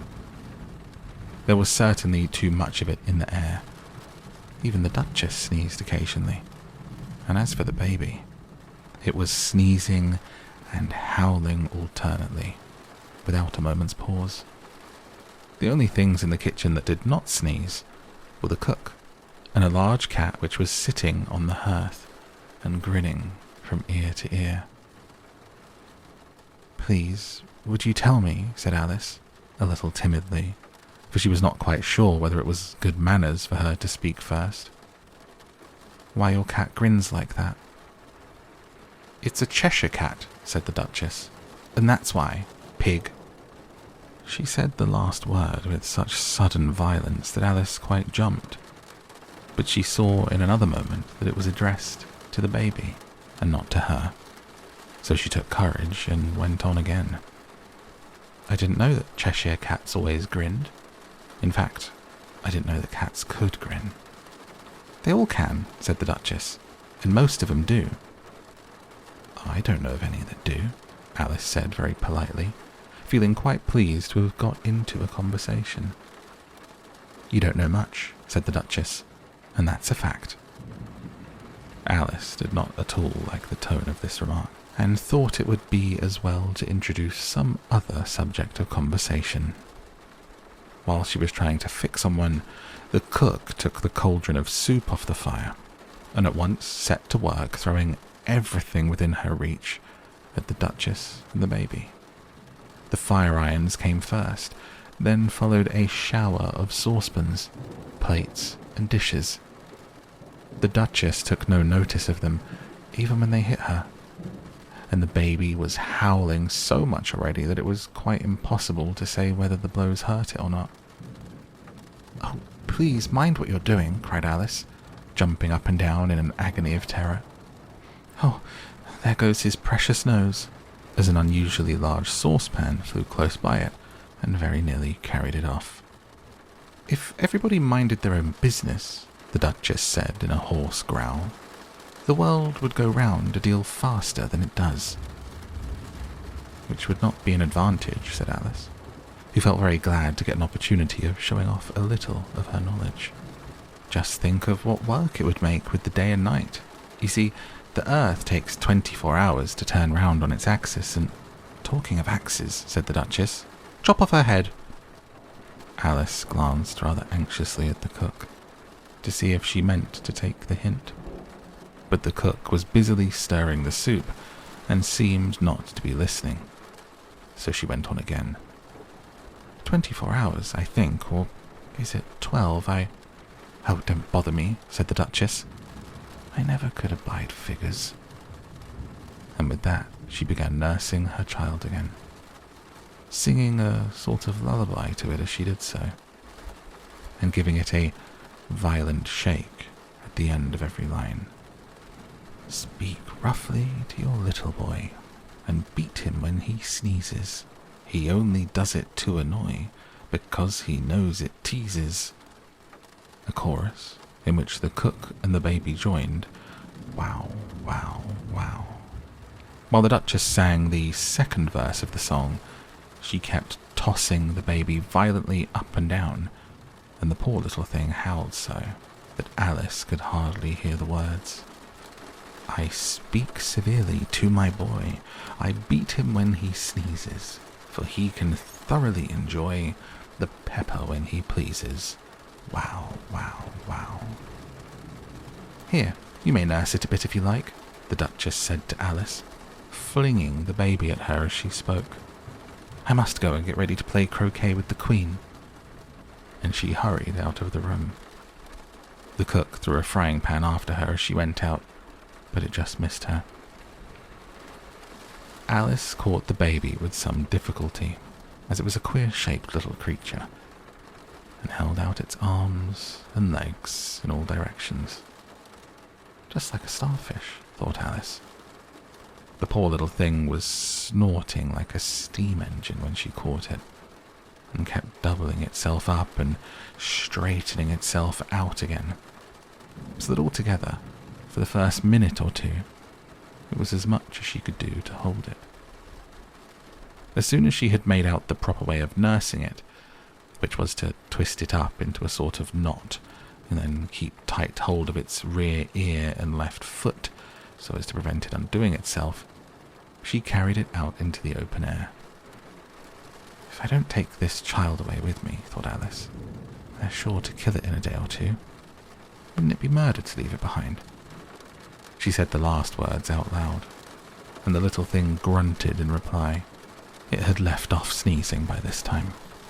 Don't grunt, said Alice. That's not at all the proper way of expressing yourself. The baby grunted again, and Alice looked very anxiously into its face to see what was the matter with it. There could be no doubt that it had a very turn-up nose, much more like a snout than a real nose, Also, its eyes were extremely small for a baby. Altogether, Alice did not like the look of the thing at all.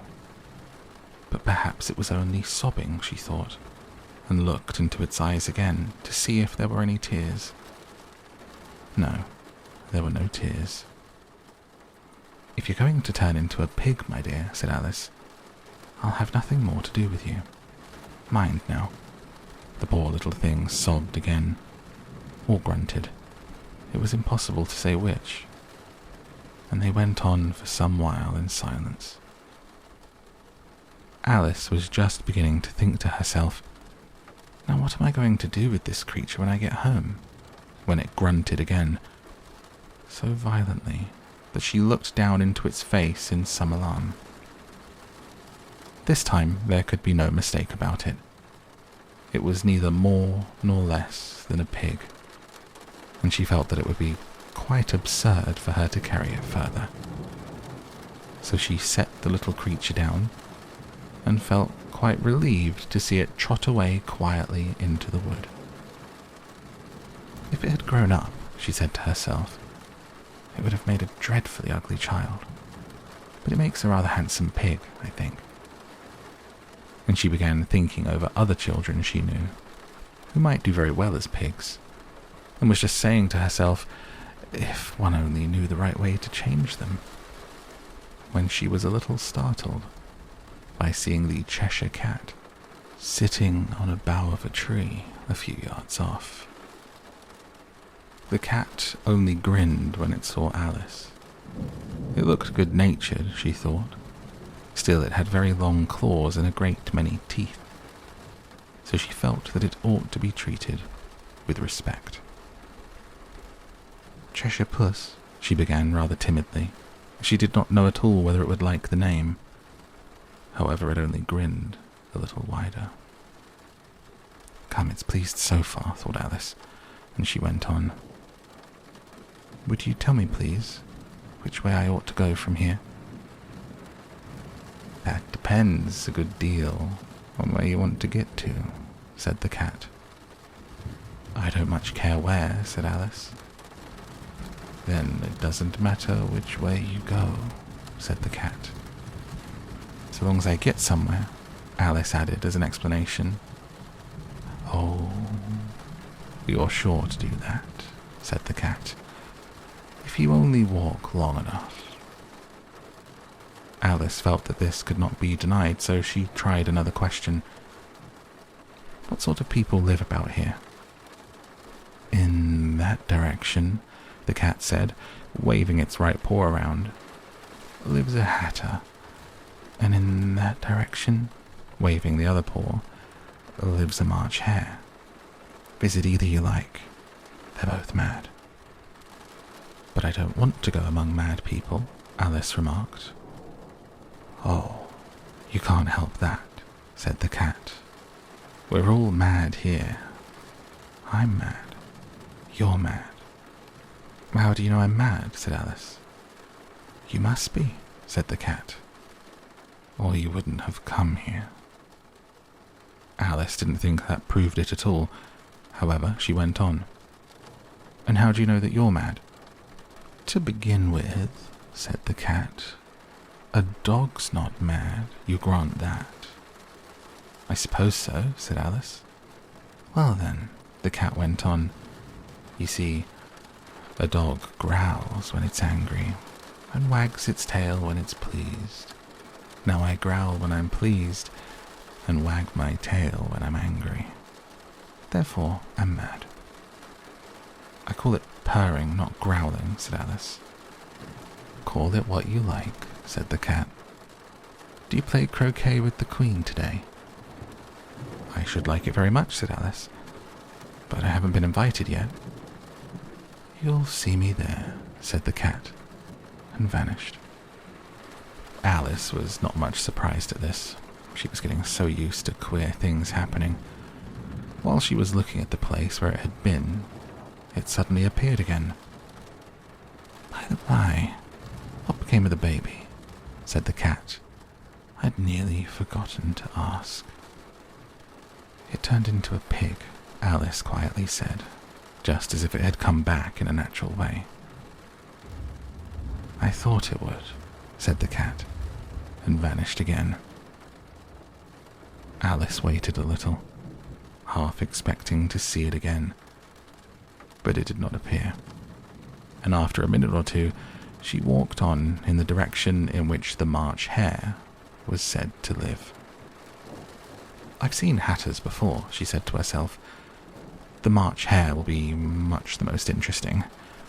And perhaps as this is May, it won't be raving mad. At least not so mad as it was in March. As she said this, she looked up, and there was the cat again, sitting on a branch of a tree. Did you say pig or fig? Said the cat. I said pig, replied Alice. And I wish you wouldn't keep appearing and vanishing so suddenly. You make one quite giddy.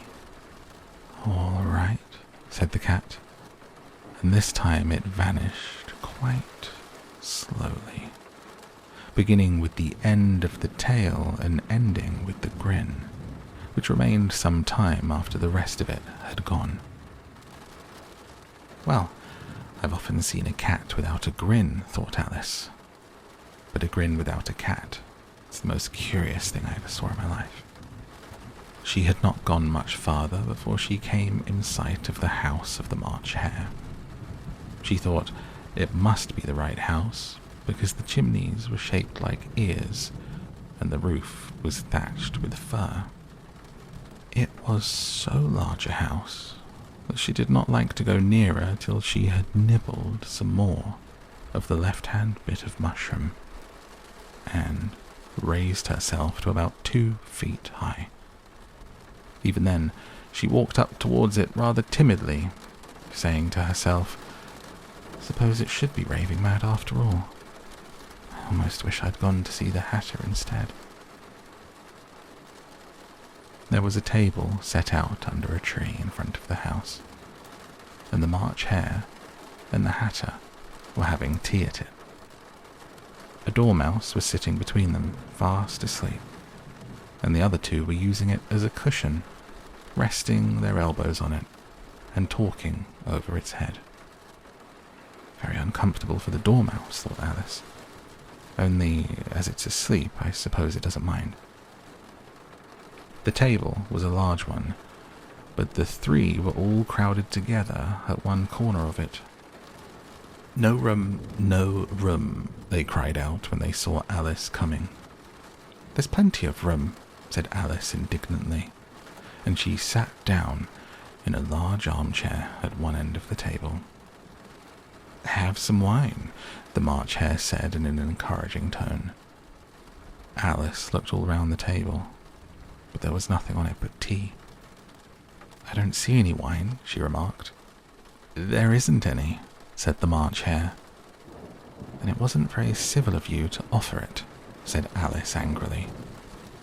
It wasn't very civil of you to sit down without being invited, said the March Hare. I didn't know it was your table, said Alice. It's laid for a great many more than 3. Your hair wants cutting, said the Hatter.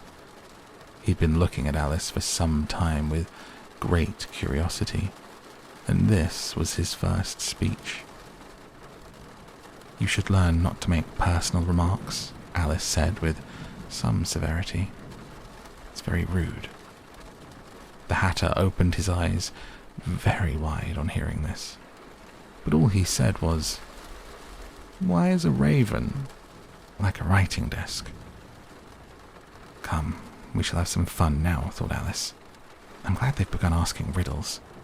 I believe I can guess that, she added aloud. Do you mean you think you can find out the answer to it? Said the March Hare. Exactly so, said Alice. Then you should say what you mean, the March Hare went on. I do, Alice hastily replied. At least, I mean what I say. That's the same thing, you know. Not the same thing a bit, said the Hatter. You might just as well say that I see what I eat It's the same thing as I eat what I see. You might just as well say, added the March Hare, that I like what I get is the same thing as I get what I like. You might just as well say, added the Dormouse, who seemed to be talking in his sleep, that I breathe when I sleep is the same thing as I sleep when I breathe. It is the same thing with you, said the Hatter, and here the conversation dropped, and the party sat silent for a minute, while Alice thought over all she could remember about ravens and writing desks, which wasn't much. The Hatter was the first to break the silence. What day of the month is it? He said, turning to Alice. He had taken his watch out of his pocket and was looking at it uneasily, shaking it every now and then and holding it to his ear.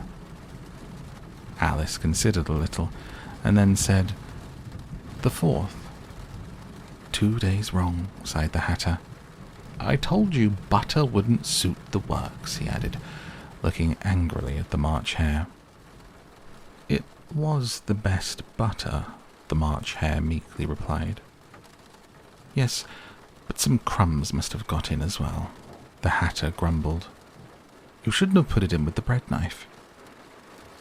The March Hare took the watch and looked at it gloomily. Then he dipped it into his cup of tea and looked at it again. But he could think of nothing better to say than his first remark. "It was the best butter, you know." Alice had been looking over his shoulder with some curiosity. "What a funny watch," she remarked. "It tells the day of the month and doesn't tell what o'clock it is." "Why should it?" muttered the Hatter. "Does your watch tell you what year it is?" "Of course not," Alice replied very readily. "But that's because it stays the same year for such a long time altogether." "Which is just the case with mine," said the Hatter. Alice felt dreadfully puzzled. The Hatter's remark seemed to have no sort of meaning in it, and yet it was certainly English. "I don't quite understand you," she said, as politely as she could. "The Dormouse is asleep again," said the Hatter, and he poured a little hot tea upon its nose. The Dormouse shook its head impatiently and said, without opening its eyes, of course, just what I was going to remark myself." "Have you guessed the riddle yet?" the Hatter said, turning to Alice again. "No, I give it up," Alice replied. "What's the answer?" "I haven't the slightest idea," said the Hatter. "Nor I," said the March Hare. Alice sighed wearily. "I think you might do something better with the time," she said, "than waste it in asking riddles that have no answers." "If you knew time as well as I do," said the Hatter, "you wouldn't talk about wasting it. It's him." "I don't know what you mean," said Alice. "Of course you don't," the Hatter said, tossing his head contemptuously. "I dare say you never even spoke to time." "Perhaps not," Alice cautiously replied. "But I know I have to beat time when I learn music." "Ah, that accounts for it," said the Hatter. "He won't stand beating. Now, if you only kept on good terms with him, he'd do almost anything you liked with the clock. For instance, suppose it were 9 o'clock in the morning, just in time to begin lessons. You'd only have to whisper a hint to time, and round goes the clock in a twinkling. 1:30, time for dinner." "I only wish it was," the March Hare said to itself in a whisper. "That would be grand, certainly," said Alice thoughtfully. "But then I shouldn't be hungry for it, you know." "Not at first, perhaps," said the Hatter. "But you could keep it to 1:30 as long as you liked." "Is that the way you manage?" Alice asked. The Hatter shook his head mournfully. "Not I," he replied. We quarrelled last March, just before he went mad, pointing with his teaspoon at the March Hare. It was at the great concert given by the Queen of Hearts, and I had to sing. Twinkle, twinkle, little bat, how I wonder what you're at. You know the song, perhaps? I've heard something like it, said Alice. It goes on, the Hatter continued, in this way. Up above the world you fly, like a tea tray in the sky. Twinkle, twinkle. Here the dormouse shook itself and began singing in its sleep. Twinkle, twinkle, twinkle, twinkle. And went on so long they had to pinch it to make it stop. Well, I had hardly finished the first verse, said the Hatter, when the Queen jumped up and bawled out, He is murdering the time off with his head. How dreadfully savage, exclaimed Alice. And ever since that, the Hatter went on in a mournful tone, He won't do a thing I ask. It's always 6 o'clock now.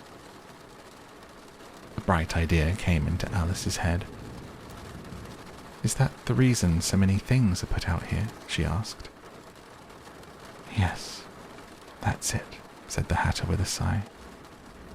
It's always tea time, and we've no time to wash the things between whiles. Then you keep moving round, I suppose, said Alice. Exactly so, said the Hatter, as the things get used up. But what happens when you come to the beginning again? Alice ventured to ask. Oh, suppose we change the subject, the March Hare interrupted, yawning. I'm getting tired of this. I vote the young lady tells us a story. I'm afraid I don't know one, said Alice, rather alarmed at the proposal. Then the Dormouse shall, they both cried. Wake up, Dormouse! And they pinched it on both sides at once. The Dormouse slowly opened his eyes. I wasn't asleep, he said in a hoarse, feeble voice. I heard every word you fellows were saying. Tell us a story, said the March Hare. Yes, please do, pleaded Alice. And be quick about it, added the Hatter, or you'll be asleep again before it's done. Once upon a time, there were 3 little sisters, the Dormouse began in a great hurry, and their names were Elsie, Lacey, and Tilly, and they lived at the bottom of a well. What did they live on? Said Alice, who always took a great interest in questions of eating and drinking. They lived on treacle, said the Dormouse, after thinking a minute or two. They couldn't have done that, Alice gently remarked. They'd have been ill. So they were, said the Dormouse. Very ill. Alice tried to fancy to herself what such an extraordinary ways of living would be like, but it puzzled her too much, so she went on. But why did they live at the bottom of a well? Take some more tea, the March Hare said to Alice very earnestly. I've had nothing yet, Alice replied in an offended tone, so I can't take more. You mean you can't take less, said the Hatter. It's very easy to take more than nothing. Nobody asked your opinion, said Alice. Who's making personal remarks now? The Hatter asked triumphantly. Alice did not quite know what to say to this, so she helped herself to some tea and bread and butter, and then turned to the Dormouse and repeated her question. Why did they live at the bottom of a well? The Dormouse again took a minute or two to think about it and then said, It was a treacle well. There's no such thing, Alice was beginning very angrily, but the Hatter and the March Hare went, Shh, shh. And the Dormouse sulkily remarked, If you can't be civil, you'd better finish the story for yourself. No, Please go on, Alice said very humbly. I won't interrupt again. I dare say there may be one. One indeed, said the Dormouse indignantly. However, he consented to go on. And so these three little sisters, they were learning to draw, you know. What did they draw? Said Alice, quite forgetting her promise. Treacle, said the Dormouse, without considering at all this time. I want a clean cup, interrupted the Hatter. Let's all move one place on. He moved on as he spoke, and the Dormouse followed him. The March Hare moved into the Dormouse's place, and Alice rather unwillingly took the place of the March Hare. The Hatter was the only one who got any advantage from the change, and Alice was a good deal worse off than before, as the March Hare had just upset the milk jug into his plate. Alice did not wish to offend the Dormouse again, so she began very cautiously. But I don't understand. Where did they draw the treacle from? You can draw water out of a water well, said the Hatter. So I think you could draw treacle out of a treacle well, eh, stupid? But they were in the well, Alice said to the Dormouse, not choosing to notice this last remark. Of course they were, said the Dormouse. Well in. This answer so confused poor Alice that she let the Dormouse go on for some time without interrupting it. They were learning to draw, the Dormouse went on, yawning and rubbing its eyes, for it was getting very sleepy. They drew all manner of things, everything that begins with an M. Why with an M? Said Alice. Why not? Said the March Hare. Alice was silent. The Dormouse had closed its eyes by this time and was going off into a doze. But on being pinched by the Hatter, it woke up again with a little shriek and went on. That begins with an M, such as mousetraps, and the moon, and memory, and muchness. You know, you say things are much of a muchness. Did you ever see a thing as a drawing of a muchness? Really? Now you ask me, said Alice, very much confused. I don't think. Then you shouldn't talk, said the Hatter. This piece of rudeness was more than Alice could bear. She got up in great disgust and walked off. The Dormouse fell asleep instantly, and neither of the others took the least notice of her going, though she looked back once or twice, half hoping that they would call after her. The last time she saw them, they were trying to put the Dormouse into the teapot. At any rate, I'll never go there again, said Alice, as she picked her way through the wood. It's the stupidest tea party I ever was at in all my life. Just as she said this, she noticed that one of the trees had a door leading right into it. That's very curious, she thought. But everything's curious today. I think I may as well go in at once. And in she went. Once more she found herself in the long hall and close to the little glass table. Now, I'll manage better this time, she said to herself, and began by taking the little golden key and unlocking the door that led into the garden. Then she went to work nibbling at the mushroom. She had kept a piece of it in her pocket, till she was about a foot high. Then she walked down the little passage, and then she found herself at last in the beautiful garden, among the bright flower beds and the cool fountains. A large rose tree stood near the entrance of the garden. The roses growing on it were white, But there were 3 gardeners at it, busily painting them red. Alice thought this a very curious thing, and she went nearer to watch them. And just as she came up to them, she heard one of them say, "Look out now, 5. Don't go splashing paint over me like that." "I couldn't help it," said 5 in a sulky tone. 7 jogged my elbow. On which 7 looked up and said, "That's right, 5. Always lay the blame on others." "You'd better not talk," said 5. "I heard the Queen say only yesterday you deserved to be beheaded." "What for?" said the one who had spoken first. "That's none of your business, 2, said 7. "Yes, it is his business," said 5, "and I'll tell him. It was for bringing the cook tulip roots instead of onions." 7 flung down his brush, and had just begun, well, of all the unjust things, when his eye chanced to fall upon Alice, as she stood watching them, and he checked himself suddenly. The others looked round also, and all of them bowed low.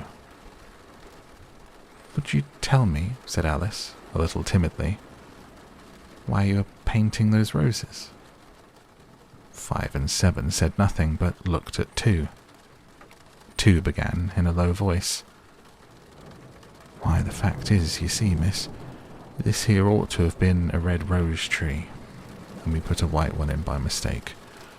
And if the Queen was to find out, we should all have our heads cut off, you know. So you see, miss, we're doing our best before she comes to—" At this moment, 5, who had been anxiously looking across the garden, called out, "The Queen! The Queen!" And the 3 gardeners instantly threw themselves flat upon their faces. There was a sound of many footsteps, and Alice looked round, eager to see the Queen. First came 10 soldiers carrying clubs. These were all shaped like the 3 gardeners, oblong and flat, with their hands and feet at the corners. Next, the 10 courtiers. These were ornamented all over with diamonds and walked 2 and 2 as the soldiers did. After these came the royal children. There were 10 of them, and the little dears came jumping merrily along hand in couples. They were ornamented with hearts. Next came the guests, mostly kings and queens, and among them Alice recognized the white rabbit. It was talking in a hurried, nervous manner, smiling at everything that was said, and went by without noticing her. Then followed the Knave of Hearts, carrying the king's crown on a crimson velvet cushion. And last of all, this grand procession, came the King and Queen of Hearts. Alice was rather doubtful whether she ought not to lie down on her face like the 3 gardeners, but she could not remember ever having heard of such a rule at processions. And besides, what would be the use of a procession, thought she, if people had to all lie down upon their faces so they couldn't see it? So she stood still where she was and waited. When the procession came opposite to Alice, they all stopped and looked at her, and the Queen said severely, "Who is this?" She said it to the Knave of Hearts, who only bowed and smiled in reply. "Idiot," said the Queen, tossing her head impatiently, and, turning to Alice, she went on, "What's your name, child?" "My name is Alice, so please your Majesty," said Alice very politely, but she added to herself, "Why, they're only a pack of cards after all. I needn't be afraid of them." "And who are these?" said the Queen, pointing to the 3 gardeners who were lying round the rose tree. For you see, as they were lying on their faces, and the pattern on their backs was the same as the rest of the pack, she could not tell whether they were gardeners, or soldiers, or courtiers, or 3 of her own children. "How should I know?" said Alice, surprised at her own courage. "It's no business of mine." The queen turned crimson with fury, and after glaring at her for a moment like a wild beast, screamed, "Off with her head! Off!" "Nonsense," said Alice, very loudly and decidedly, and the queen was silent. The king laid his hand upon her arm and timidly said, "Consider, my dear, she is only a child." The queen turned angrily away from him and said to the knave, "Turn them over." The knave did so, very carefully with one foot. "Get up," said the queen in a shrill, loud voice, and the 3 gardeners instantly jumped up and began bowing to the king, the queen, the royal children, and everybody else.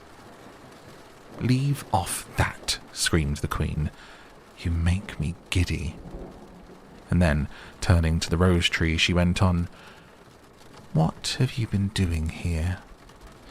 "May it please your majesty," said two in a very humble tone, going down on one knee as he spoke. "We were trying—" "I see," said the queen, who had meanwhile been examining the roses. "Off with their heads." And the procession moved on, 3 of the soldiers remaining behind to execute the unfortunate gardeners, who ran to Alice for protection. "You shan't be beheaded," said Alice, and she put them into a large flower pot that stood near. The 3 soldiers wandered about for a minute or 2, looking for them, and then quietly marched off after the others. "Are their heads off?" shouted the queen. "Their heads are gone, if it please your majesty," the soldiers shouted in reply. "That's right," shouted the queen. "Can you play croquet?" The soldiers were silent and looked at Alice, as the question was evidently meant for her. "Yes," shouted Alice. "Come on then," roared the queen, and Alice joined the procession, wondering very much what would happen next. It's a very fine day," said a timid voice at her side. She was walking by the white rabbit, who was peeping anxiously into her face. "Very," said Alice. "Where's the Duchess?" "Hush, hush," said the rabbit in a low, hurried tone. He looked anxiously over his shoulder as he spoke, and then raised himself upon tiptoe, put his mouth close to her ear, and whispered, "She's under sentence of execution." "What for?" said Alice. "Did you say, 'what a pity'?" the rabbit asked. "No, I didn't," said Alice. "I don't think it's at all a pity. I said, 'what for?'" "She boxed the queen's ears," the rabbit began. Alice gave a little scream of laughter. "Oh, hush," the rabbit whispered in a frightened tone. "The queen will hear you. You see, she came rather late, and the queen said—" "Get to your places," shouted the queen in a voice of thunder. People began running about in all directions, tumbling up against each other. They got settled down in a minute or 2, and the game began. Alice thought she had never seen such a curious croquet ground in her life. It was all ridges and furrows. The balls were live hedgehogs, the mallets live flamingos, and the soldiers had to double themselves up and to stand on their hands and feet to make the arches. The chief difficulty Alice found at first was in managing her flamingo. She succeeded in getting its body tucked away comfortably enough under her arm, with its legs hanging down. But generally, just as she had got its neck nicely straightened out, and was going to give the hedgehog a blow with its head, it would twist itself round and look up in her face with such a puzzled expression that she could not help burst out laughing. And when she had got its head down, and she was going to begin again, it was very provoking to find that the hedgehog had unrolled itself and was in the act of crawling away. Besides all this, there was generally a ridge or furrow in the way wherever she wanted to send the hedgehog to. and as the doubled-up soldiers were always getting up and walking off to other parts of the ground, Alice soon came to the conclusion that it was a very difficult game indeed. The players all played at once, without waiting for turns, quarrelling all the while, fighting for the hedgehogs, and in a very short time the Queen was in a furious passion, and went stamping about and shouting, "Off with his head," or "Off with her head," about once in a minute. Alice began to feel very uneasy. To be sure, she had not as yet had any dispute with the Queen, but she knew that it might happen any minute. And then, thought she, what would become of me? They're dreadfully fond of beheading people here. The great wonder is, has anyone left alive? She was looking about for some way of escape, wondering whether she could get away without being seen, when she noticed a curious appearance in the air. It puzzled her very much at first, but after watching it a minute or two, she made it out to be a grin, and she said to herself, "It's the Cheshire Cat. Now I shall have somebody to talk to." "How are you getting on?" said the cat, as soon as there was mouth enough for it to speak with. Alice waited till the eyes appeared, and then nodded. It's no use speaking to it, she thought, till its ears have come, or at least one of them. In another minute, the whole head appeared, and then Alice put down her flamingo and began an account of the game, feeling very glad she had someone to listen to her. The cat seemed to think that there was enough of it now in sight, and no more of it appeared. "I don't think they play at all fairly," Alice began, in a rather complaining tone. "And they all quarrel so dreadfully one can't hear oneself speak, and they don't seem to have any rules in particular. At least, if there are, nobody attends to them. And you've no idea how confusing it is, all the things being alive. For instance, there's the arch I've got to go through next, walking about at the other end of the ground. And I should have croqueted the Queen's hedgehog just now, only it ran away when it saw mine coming." "How do you like the Queen?" said the cat in a low voice. "Not at all," said Alice. "She's so extremely—" Just then she noticed that the Queen was close behind her, listening, so she went on. "Likely to win, that it's hardly worth finishing the game." The Queen smiled and passed on. "Who are you talking to?" said the King, going up to Alice and looking at the cat's head with great curiosity. "It's a friend of mine, a Cheshire Cat," said Alice. "Allow me to introduce it." "I don't like the look of it at all," said the King. "However, it may kiss my hand if it likes." "I'd rather not," the cat remarked. "Don't be impertinent," said the King, "and don't look at me like that." He got behind Alice as he spoke. "A cat may look at a king," said Alice. "I've read that in some book, but I don't remember where." "Well, it must be removed," said the King very decidedly, and he called the Queen, who was passing at the moment. "My dear, I wish you would have this cat removed."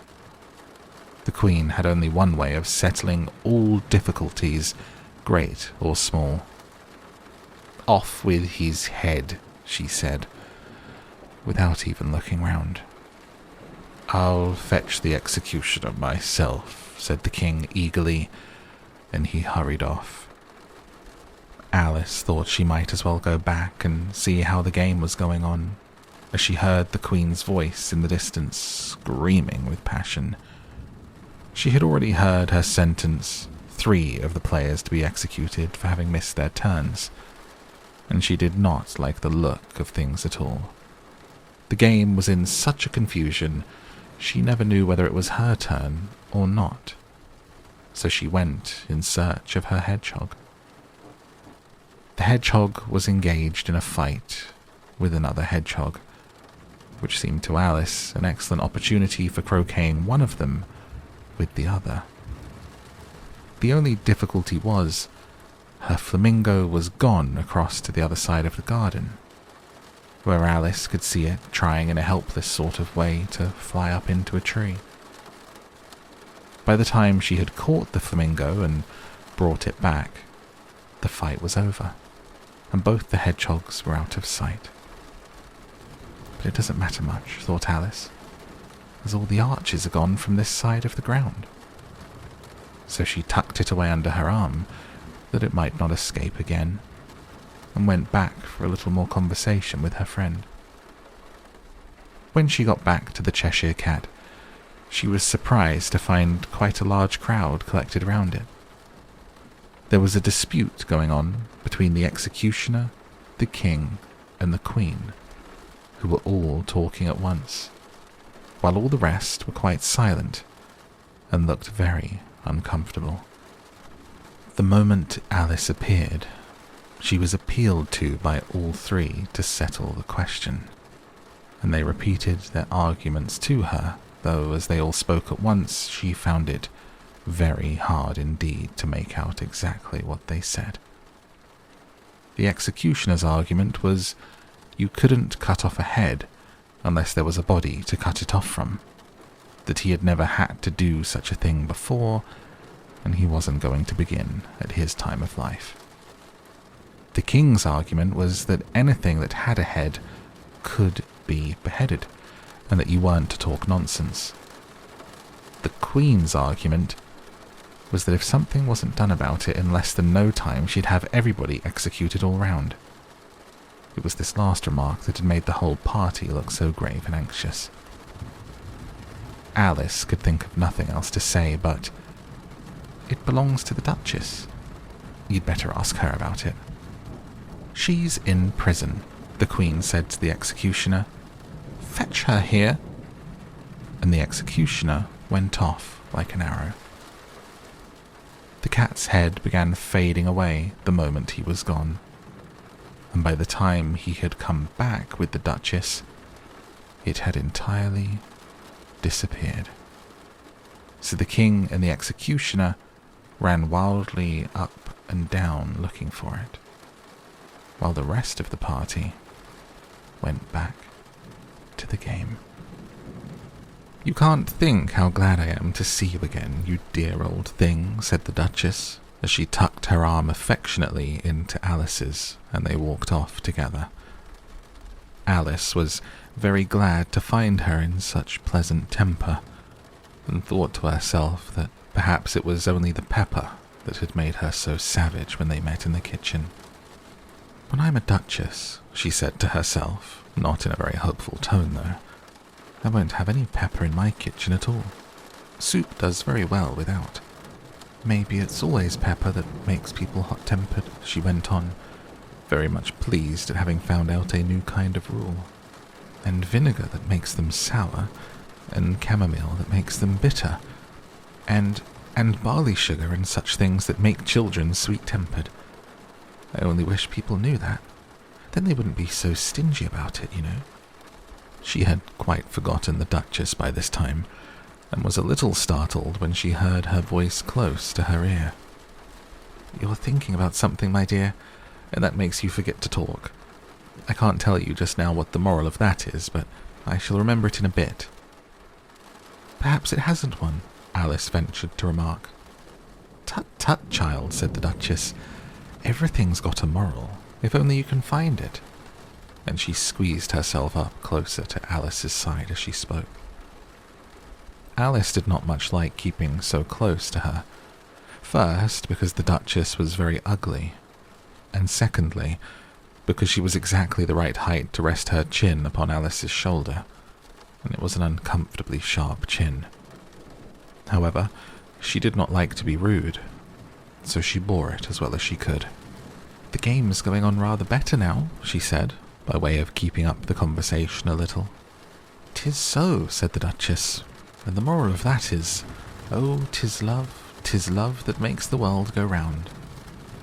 Somebody said, Alice whispered, that it's done by everybody minding their own business. Ah, well, it means much the same thing, said the Duchess, digging her sharp little chin into Alice's shoulder as she added, and the moral of that is, take care of the sense, and the sounds will take care of themselves.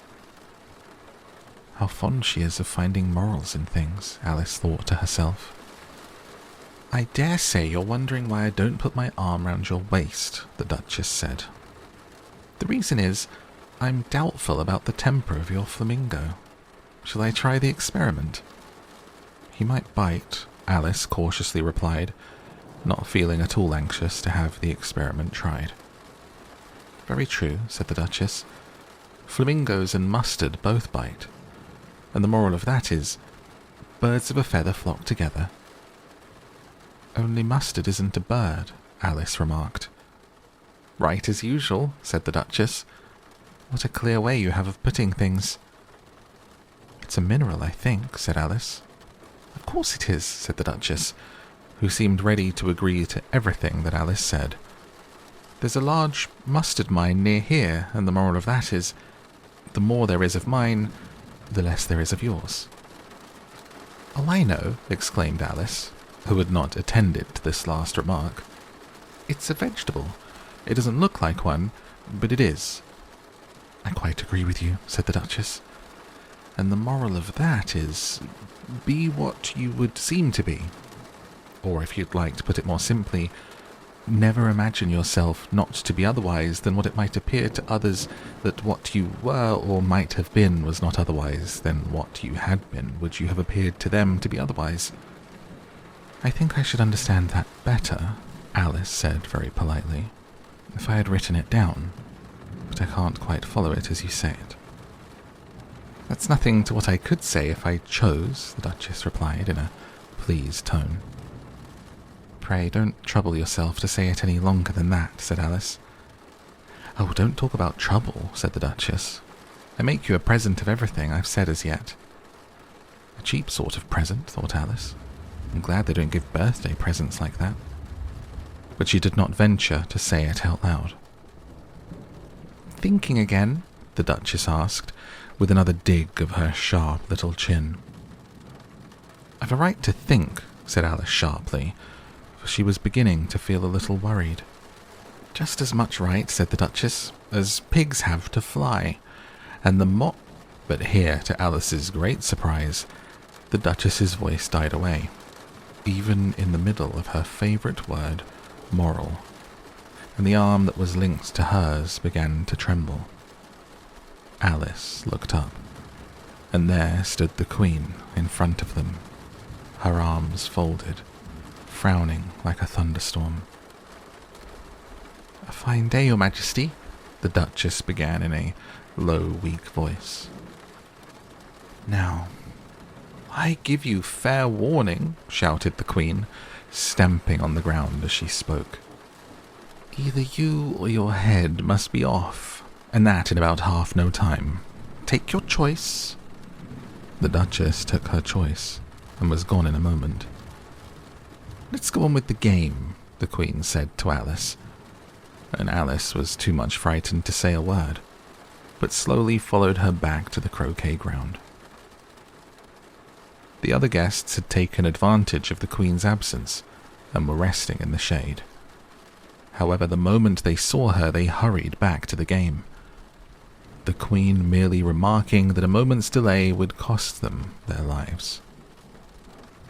All the time they were playing, the Queen never left off quarrelling with the other players and shouting, "Off with his head," or "Off with her head." Those whom she sentenced were taken into custody by the soldiers, who of course had to leave off being archers to do this, so that by the end of half an hour or so there were no archers left, and all the players except the King, the Queen, and Alice were in custody and under sentence of execution. Then the Queen left off, quite out of breath, and said to Alice, "Have you seen the Mock Turtle yet?" "No," said Alice. I don't even know what a mock turtle is." "It's the thing mock turtle soup's made from," said the Queen. "I never saw one or heard of one," said Alice. "Come on then," said the Queen, "and he shall tell you his history." As they walked off together, Alice heard the King say in a low voice to the company generally, "You are all pardoned." "Come, that's a good thing," she said to herself, for she had felt quite unhappy at the number of executions the Queen had ordered. They very soon came upon a griffin, lying fast asleep in the sun. "Up, lazy thing," said the Queen. "Take this young lady to see the mock turtle, and to hear his history. I must go back and see after some executions." She walked off, leaving Alice alone with the griffin. Alice did not quite like the look of the creature, but on the whole she thought it would be quite as safe to stay with it as to go after that savage queen, so she waited. The griffin sat up and rubbed its eyes. Then it watched till the queen was out of sight. Then it chuckled. "What fun," said the griffin, half to Alice, half to itself. "What is the fun?" said Alice. "Why, she," said the griffin.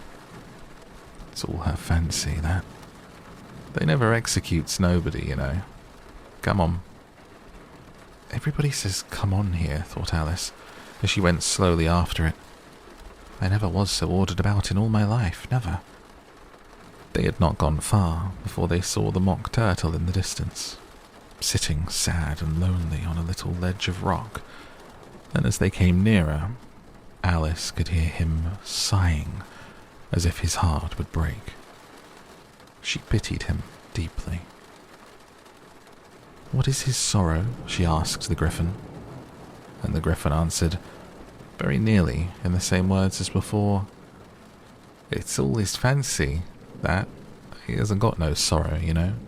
Come on." So they went up to the mock turtle, who looked at them with large eyes full of tears, but said nothing.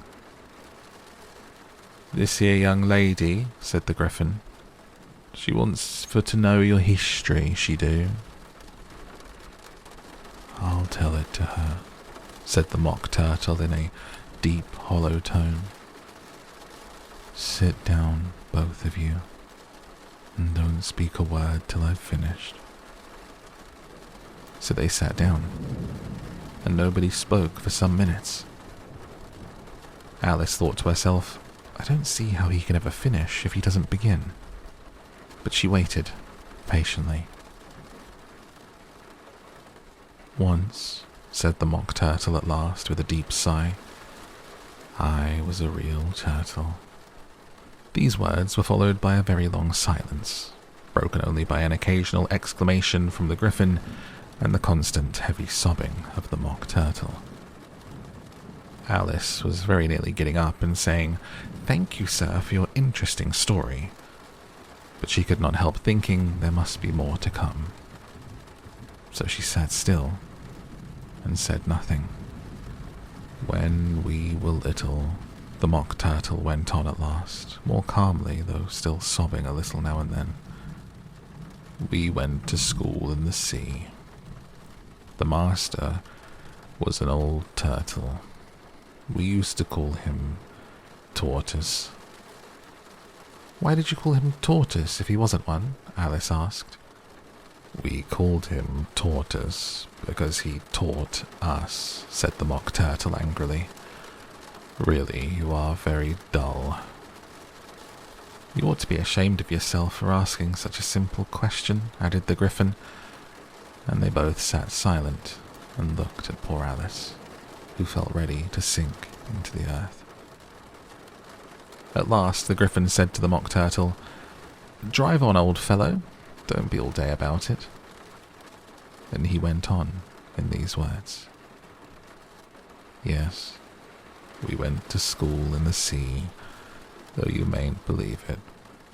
"I never said I didn't," interrupted Alice. "You did," said the mock turtle. "Hold your tongue," added the griffin, before Alice could speak again. the Mock Turtle went on. We had the best of educations. In fact, we went to school every day. I've been to a day school too, said Alice. You needn't be so proud as all that. With extras? Asked the Mock Turtle a little anxiously. Yes, said Alice. We learned French and music. And washing? Said the Mock Turtle. Certainly not, said Alice indignantly. Ah, then yours wasn't a really good school, said the Mock Turtle in a tone of great relief. Now at ours, they had at the end of the bill French, music, and washing extra. You couldn't have wanted it much, said Alice, living at the bottom of the sea. I couldn't afford to learn it, said the Mock Turtle with a sigh. I only took the regular course. What was that? Inquired Alice. Reeling and writhing, of course, to begin with, the Mock Turtle replied. And then the different branches of arithmetic, ambition, distraction, uglification, and derision. I never heard of uglification, Alice ventured to say. What is it? The Griffin lifted up both its paws in surprise. What? Never heard of uglifying? You know what to beautify is, I suppose? Yes, said Alice doubtfully. It means to make anything prettier. Well then, the Griffin went on, if you don't know what to uglify is, you are a simpleton. Alice did not feel encouraged to ask any more questions about it, so she turned to the Mock Turtle and said, What else had you to learn?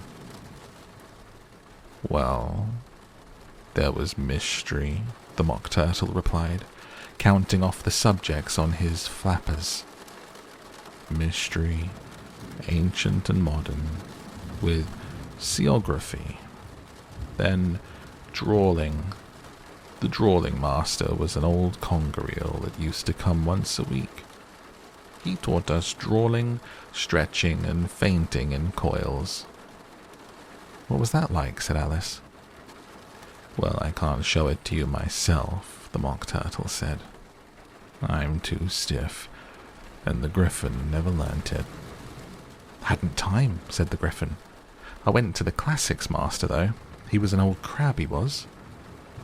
I never went to him, the Mock Turtle said with a sigh.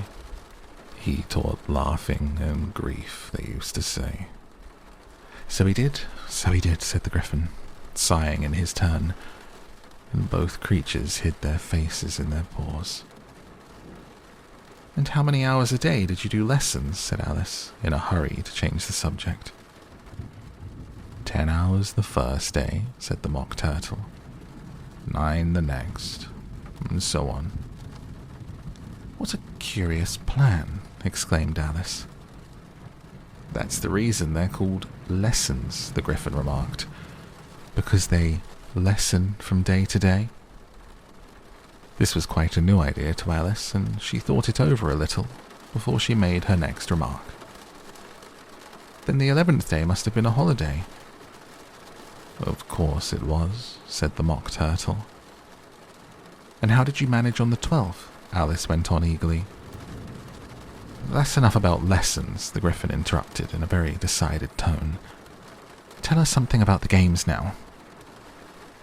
The Mock Turtle sighed deeply and drew the back of one flapper across his eyes. He looked at Alice and tried to speak, but for a minute or two sobs choked his voice. Same as if he had a bone in his throat, said the Griffin, and it set to work shaking him and punching him in the back.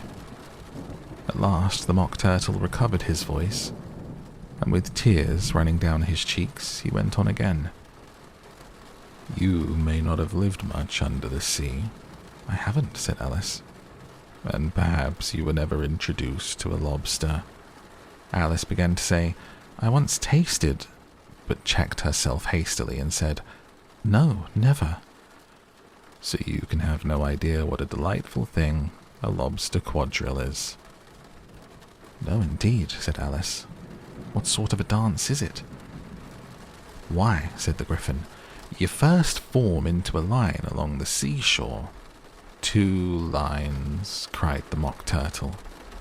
Seals, turtles, salmon, and so on. Then, when you've cleared all the jellyfish out of the way... That generally takes some time, interrupted the Gryphon. You advance twice. Each with a lobster as a partner, cried the Gryphon. Of course, the Mock Turtle said. Advance twice, set to partners. Change lobsters and retire in same order. Then, you know, the Mock Turtle went on. You throw the lobsters, shouted the Gryphon with a bound into the air. As far out to sea as you can. Swim after them, screams the Gryphon. Turn a somersault in the sea, cried the Mock Turtle, capering wildly about. Change lobsters again, yelled the Gryphon at the top of its voice. Back to land again.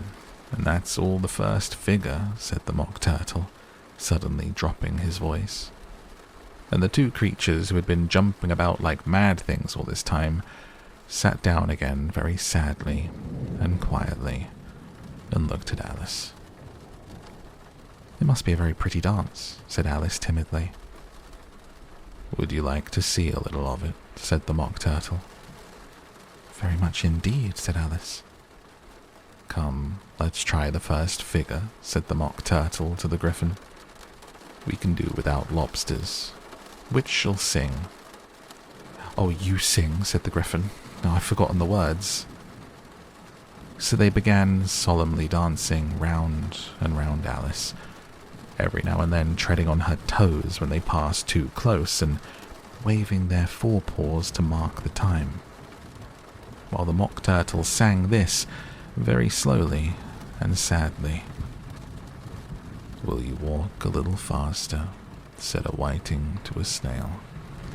There's a porpoise close behind us, and he's treading on my tail. See how eagerly the lobsters and the turtles all advance. They are waiting on the shingle. Will you come and join the dance? Will you, won't you, will you, won't you, will you join the dance? Will you, won't you, will you, won't you join the dance? You really have no notion how delightful it will be when they take us up and throw us with the lobsters out to sea. But the snail replied too far, and gave a look askance. Said he thanked the whiting kindly, but he would not join the dance. Would not, could not, would not, could not, would not join the dance. Would not, could not, would not, could not join the dance. What matters is how far we go, his scaly friend replied. There is another shore, you know, upon the other side. The further off from England, the nearer it is to France. Then turn not pale, beloved snail, but come and join the dance. Will you, won't you, will you, won't you, will you join the dance? Will you, won't you, will you, won't you join the dance? Thank you. It's a very interesting dance to watch, said Alice, feeling very glad that it was over at last. And I do so like that curious song about the whiting. Oh, as to the whiting, said the Mock Turtle. You've seen them, of course. Yes, said Alice. I've often seen them at She checked herself hastily. I don't know where Din may be, said the Mock Turtle. But if you've seen them so often, of course you know what they're like. I believe so, Alice replied thoughtfully. They have their tails in their mouths, and they're all over crumbs. You're wrong about the crumbs, said the Mock Turtle. Crumbs would all wash off in the sea, but they have their tails in their mouths. And the reason is... Here the Mock Turtle yawned and shut his eyes. Tell her about the reason and all that, he said to the Gryphon. The reason is, said the Gryphon, that they would go with the lobsters to the dance, so they got thrown out to sea, so they had to fall a long way. so they got their tails fast in their mouths so they couldn't get them out again. That's all." "Thank you," said Alice. "It's very interesting. I never knew so much about a whiting before." "I can tell you more than that if you like," said the Griffin. "Do you know why it's called a whiting?" "I never thought about it," said Alice. "Why?" "It does the boots and shoes," the Griffin replied very solemnly. Alice was thoroughly puzzled. "Does the boots and shoes?" she repeated in a wondering tone. "Why, what are your shoes done with?" said the Griffin. "I mean, what makes them so shiny?" Alice looked down at them and considered a little before she gave her answer. "They're done with blacking, I believe." "Boots and shoes under the sea," the Griffin went on in a deep voice, "are done with a whiting. Now you know." "What are they made of?" Alice asked in a tone of great curiosity. "Soles and eels, of course," the Griffin replied rather impatiently. "Any shrimp could have told you that." "If I had been the whiting," said Alice, whose thoughts were still running on the song, "I'd have said to the porpoise, 'Keep back, please, we don't want you with us.'" "They were obliged to have him with them," the Mock Turtle said. "No wise fish would go anywhere without a porpoise." "Wouldn't it really?" said Alice in a tone of great surprise. "Of course not," said the Mock Turtle. "Why, if a fish came to me and told me he was going a journey, I should say, 'With what porpoise?'" "Don't you mean purpose?" said Alice. "I mean what I say," the Mock Turtle replied in an offended tone. And the Griffin added, "Come, let's hear some of your adventures." "I could tell you my adventures, beginning from this morning," said Alice a little timidly. "But it's no use going back to yesterday, because I was a different person then." "Explain all that," said the Mock Turtle. No, the adventures first," said the Griffin in an impatient tone. "Explanations take such a dreadful time." So Alice began telling them her adventures, from the time when she first saw the white rabbit. She was a little nervous about it, just at first. The two creatures got so close to her, one on each side, and opened their mouths so very wide. But she gained courage as she went on. Her listeners were perfectly quiet till she got to the part about her repeating, "You are old Father William," to the caterpillar, and the words all coming different. And then the Mock Turtle drew a long breath and said, "That's very curious." "It's all about as curious as it can be," said the Griffin. "It all came different," the Mock Turtle repeated thoughtfully. "I should like to hear her try and repeat something now. Tell her to begin." He looked at the Griffin as if he thought it had some kind of authority over Alice. "Stand up and repeat, 'Tis the voice of the sluggard,'" said the Griffin. "How the creatures order one about and make one repeat lessons," thought Alice. "I might as well be at school at once." However, she got up and began to repeat it. But her head was so full of the lobster quadrille that she hardly knew what she was saying, and the words came very queer indeed. "'Tis the voice of the lobster," I heard him declare. "You have baked me too brown, I must sugar my hair. As a duck with its eyelids, so he with his nose trims his belt and his buttons and turns out his toes. When the sands are all dry, he is as gay as a lark, and will talk in contemptuous tones of the shark. But when the tide rises and sharks are around, his voice has a timid and tremulous sound." "That's different from what I used to say when I was a child," said the Griffin. "Well, I never heard it before," said the Mock Turtle. "But it sounds uncommon nonsense." Alice said nothing. She had sat down with her face in her hands, wondering if anything would ever happen in a natural way again. I should like to have it explained, said the Mock Turtle.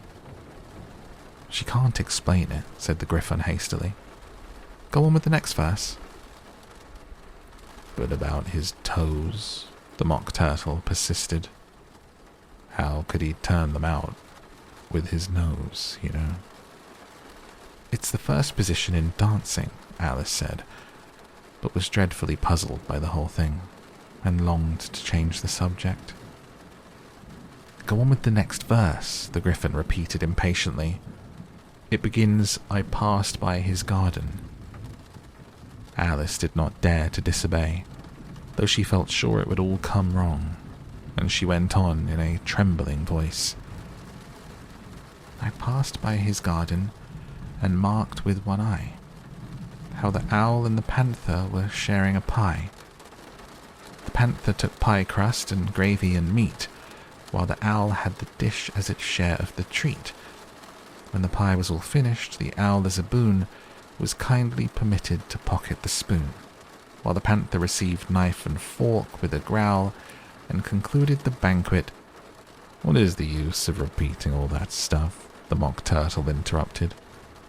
If you don't explain it as you go on, it's by far the most confusing thing I ever heard. Yeah, I think you'd better leave off, said the Griffin, and Alice was only too glad to do so. Shall we try another figure of the lobster quadrille? The Griffin went on. Or would you like the Mock Turtle to sing you a song? Oh, a song, please, if the Mock Turtle would be so kind. Alice replied so eagerly that the Griffin said, in a rather offended tone, No accounting for tastes. Sing her turtle soup, will you, old fellow? The Mock Turtle sighed deeply and began, in a voice sometimes choked with sobs, to sing this. Beautiful soup, so rich and green, waiting in a hot tureen. Who for such dainties would not stoop? Soup of the evening, beautiful soup. Beautiful soup. Who cares for fish, game, or any other dish? Who would not give all else for 2 pennyworth only of beautiful soup? Chorus again, cried the Griffin, and the Mock Turtle had just begun to repeat it when a cry of, The trial's beginning, was heard in the distance. Come on, cried the Griffin, and taking Alice by the hand, it hurried off without waiting for the end of the song. What trial is it? Alice panted as she ran, but the Griffin only answered, Come on, and ran the faster, while more and more faintly carried on the breeze that followed them were the melancholy words, Beautiful soup. The King and Queen of Hearts were seated on their throne when they arrived, with a great crowd assembled about them, all sorts of little birds and beasts, as well as the whole pack of cards.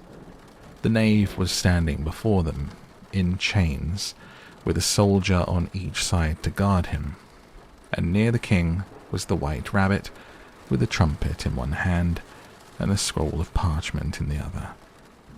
In the very middle of the court was a table, with a large dish of tarts upon it. They looked so good. It made Alice quite hungry to look at them. I wish they'd get the trial done, she thought, and hand round the refreshments. But there seemed to be no chance of this, so she began looking at everything about her to pass away the time. Alice had never been in a court of justice before. She had read about them in books, and she was quite pleased to find that she knew the name of nearly everything there. That's the judge, she said to herself, because of his great wig. The judge, by the way, was the king, and as he wore his crown over the wig, he did not look at all comfortable, and it was certainly not becoming. And that's the jury box, thought Alice, and those 12 creatures— she was obliged to say creatures, you see, because some of them were animals and some were birds. I suppose they are the jurors. She said this last word 2 or 3 times over to herself, being rather proud of it. She thought, and rightly too, that very few little girls of her age knew the meaning of it at all. However, jurymen would have done just as well.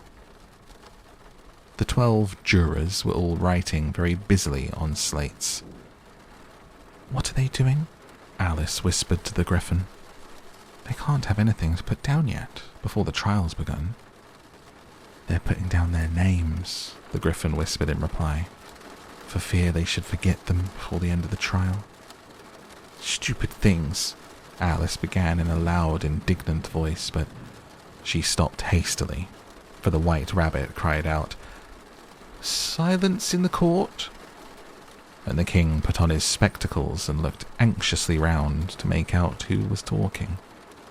Alice could see, as well as if she were looking over their shoulders, that all the jurors were writing down stupid things on their slates, and she could even make out that one of them didn't know how to spell stupid, and that he had to ask his neighbour to tell him. "A nice muddle their slates will be in before the trial's over," thought Alice. One of the jurors had a pencil that squeaked. This, of course, Alice could not stand, and she went round the court and got behind him, and very soon found an opportunity of taking it away. She did it so quickly that the poor little juror, it was Bill, the lizard, could not make out at all what had become of it. So after hunting all about for it, he was obliged to write with one finger for the rest of the day, and this was of very little use, as it left no mark on the slate. "Herald, read the accusation," said the king. On this the White Rabbit blew 3 blasts on the trumpet, and then unrolled the parchment scroll and read as follows. "The Queen of Hearts, she made some tarts, all on a summer day. The Knave of Hearts, he stole those hearts and took them quite away." "Consider your verdict," the king said to the jury. Not yet," the rabbit hastily interrupted. "There's a great deal to come before that." "Call the first witness," said the king, and the White Rabbit blew 3 blasts on the trumpet and called out, "First witness." The first witness was the Hatter. He came in with a teacup in one hand and a piece of bread and butter in the other. "I beg pardon, Your Majesty," he began, "for bringing these in, but I hadn't quite finished my tea when I was sent for." "You ought to have finished," said the king. "When did you begin?" The Hatter looked at the March Hare, who had followed him into court, arm in arm with the Dormouse. 14th of March, I think it was," he said. 15th, said the March Hare. 16th, added the Dormouse. "Write that down," the king said to the jury, and the jury eagerly wrote down all 3 dates on their slates, and then added them up and reduced the answer to shillings and pence. "Take off your hat," the king said to the Hatter. "It isn't mine," said the Hatter. "Stolen," the king exclaimed, turning to the jury, who instantly made a memorandum of the fact. "I keep them to sell," the Hatter added as an explanation. "I've none of my own. I'm a Hatter." Here the Queen put on her spectacles and began staring at the Hatter, who turned pale and fidgeted. "Give your evidence," said the king, "and don't be nervous, or I'll have you executed on the spot." This did not seem to encourage the witness at all. He kept shifting from one foot to the other, looking uneasily at the Queen, and in his confusion he bit a large piece out of his teacup instead of the bread and butter. Just at this moment, Alice felt a very curious sensation, which puzzled her a good deal, until she made out what it was. She was beginning to grow larger again, and she thought at first she would get up and leave the court, but on second thought she decided to remain where she was, as long as there was room for her. "I wish you wouldn't squeeze so," said the Dormouse, who was sitting next to her. "I can hardly breathe." "I can't help it," said Alice very meekly. I'm growing." "You've no right to grow here," said the Dormouse. "Don't talk nonsense," said Alice more boldly. "You know you're growing too." "Yes, but I grow at a reasonable pace," said the Dormouse. "Not in that ridiculous fashion." And he got up very sulkily and crossed over to the other side of the court. All this time, the Queen had never left off staring at the Hatter, and just as the Dormouse crossed the court, she said to one of the officers, "Bring me the list of singers in the last concert," on which the wretched Hatter trembled so that he shook both his shoes off. "Give your evidence," the King repeated angrily, "or I'll have you executed whether you're nervous or not." "I'm a poor man, Your Majesty," the Hatter began in a trembling voice, "and I hadn't begun my tea, not above a week or so, and what with the bread and butter getting so thin, and the twinkling of the tea—" "The twinkling of the what?" said the King. "It began with the tea," the Hatter replied. "Of course twinkling begins with a T," said the King sharply. "Do you take me for a dunce? Go on." "I'm a poor man," the Hatter went on, "and most things twinkled after that. Only the March Hare said—" "I didn't," the March Hare interrupted in a great hurry. "You did," said the Hatter. "I deny it," said the March Hare. "He denies it," said the King. "Leave out that part." "Well, at any rate, the Dormouse said," the Hatter went on, looking anxiously round to see if he would deny it too. But the Dormouse denied nothing, being fast asleep. "After that," continued the Hatter, "I cut some more bread and butter." "What did the Dormouse say?" one of the jury asked. "That I can't remember," said the Hatter. "You must remember," remarked the King, "or I'll have you executed."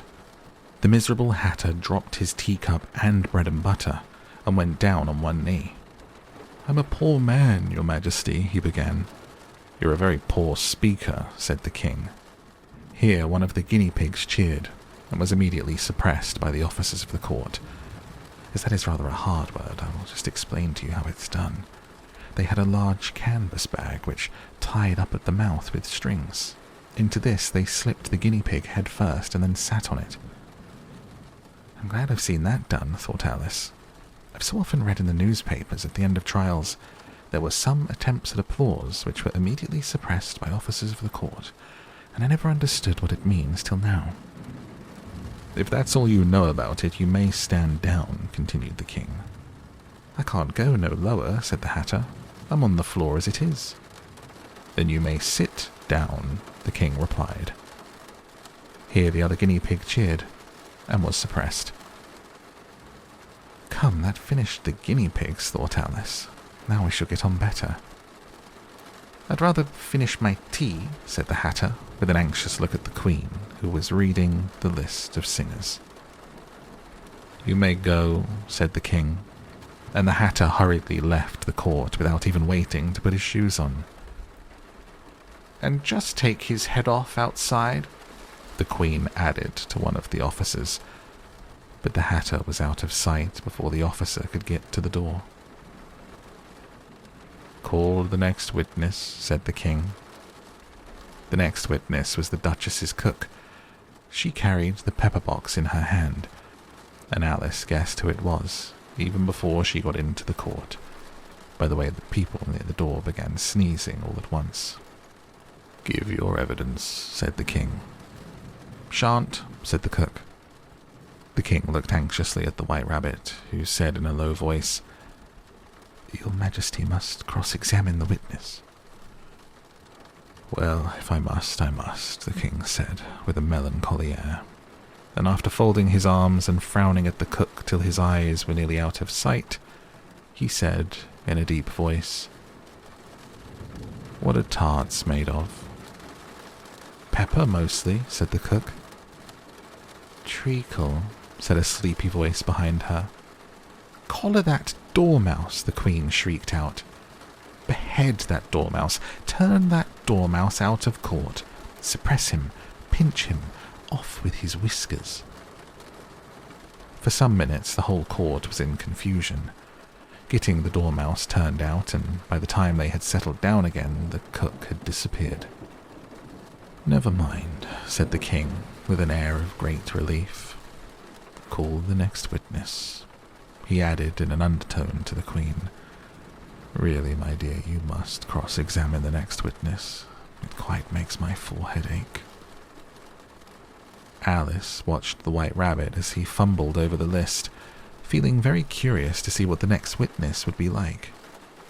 "They haven't got much evidence yet," she said to herself. Imagine her surprise when the White Rabbit read out, at the top of his shrill little voice, the name Alice. "Here," cried Alice, quite forgetting in the flurry of the moment how large she had grown in the last few minutes. She jumped up in such a hurry that she tipped over the jury box with the edge of her skirt, upsetting all the jurymen onto the heads of the crowd below. And there they lay, sprawling about, reminding her very much of a globe of goldfish she had accidentally upset the week before. "Oh, I beg your pardon," she exclaimed in a tone of great dismay, and began picking them up again as quickly as she could. For the accident of the goldfish kept running in her head, and she had a vague sort of idea that they must be collected at once and put back into the jury box or they would die.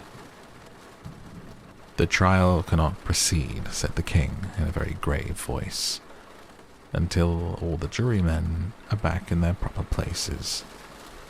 All," he repeated with great emphasis, looking hard at Alice as he said so. Alice looked at the jury box and saw that in her haste she had put the lizard in head downwards, and the poor little thing was waving its tail about in a melancholy way, being quite unable to move. She soon got it out again and put it right. "Not that it signifies much," she said to herself. "I should think it would be quite as much use in the trial one way up as the other." As soon as the jury had a little recovered from the shock of being upset, and their slates and pencils had been found and handed back to them, they set to work very diligently to write out a history of the accident, all except the lizard, who seemed too much overcome to do anything but sit with its mouth open, gazing up into the roof of the court. "What do you know about this business?" the king said to Alice. "Nothing," said Alice. "Nothing whatever?" persisted the king. "Nothing whatever," said Alice. "That's very important," the king said, turning to the jury.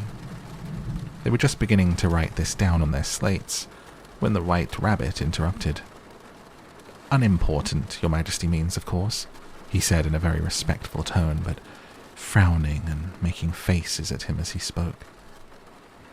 "Unimportant, of course, I meant," the king hastily said, and went on to himself in an undertone. "Important, unimportant, important," as if he were trying which word sounded best.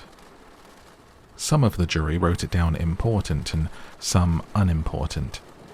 Alice could see this as she was near enough to look over the slates. "But it doesn't matter a bit," she thought to herself. At this moment the king, who had been for some time busily writing in his notebook, cackled out, "Silence," and read out from his book, "Rule 42. All persons more than a mile high to leave the court." Everybody looked at Alice. "I'm not a mile high," said Alice. "You are," said the king. "Nearly 2 miles high," added the queen. "Well, I shan't go at any rate," said Alice. "Besides, it's not a regular rule. You invented it just now." "It's the oldest rule in the book," said the king. "Then it ought to be number 1, said Alice. The king turned pale and shut his notebook hastily. "Consider your verdict," he said to the jury in a low, trembling voice. "There's more evidence to come yet, please, your majesty," said the White Rabbit, jumping up in a great hurry. "This paper has just been picked up." "What's in it?" said the queen. "I haven't opened it yet," said the White Rabbit. "But it seems to be a letter, written by the prisoner to somebody." "It must have been that," said the king, "unless it was written to nobody, which isn't usual, you know." "Who's it directed to?" said one of the jurymen. "It isn't directed at all," said the White Rabbit. "In fact, there's nothing written on the outside." He unfolded the paper as he spoke and added, "It isn't a letter after all. It's a set of verses." "Are they in the prisoner's handwriting?" asked another of the jurymen. "No, they're not," said the White Rabbit. "And that's the queerest thing about it." The jury all looked puzzled. "He must have imitated somebody else's hand," said the king. The jury all brightened up again. "Please, Your Majesty," said the knave. "I didn't write it, and they can't prove I did. There's no name signed at the end." "If you didn't sign it," said the king, "that only makes matters worse. You must have meant some mischief, or else you'd have signed your name like an honest man." There was a general clapping of hands at this. It was the first really clever thing the king had said that day. "That proves his guilt," said the Queen. "It proves nothing of the sort," said Alice. "Why, you don't even know what they're about." "Read them," said the king. The White Rabbit put on his spectacles. "Where shall I begin, please, Your Majesty?" "Begin at the beginning," the king said gravely, "and go on till you come to the end, then stop." These were the verses the White Rabbit read. "They told me you had been to her, and mentioned me to him. She gave me a good character, but said I could not swim. He sent them word I had not gone. We know it to be true. If she should push the matter on, what would become of you? I gave her one, they gave him two, you gave us three or more. They all returned from him to you, though they were mine before. If I or she should chance to be involved in this affair, he trusts to you to set them free exactly as we were.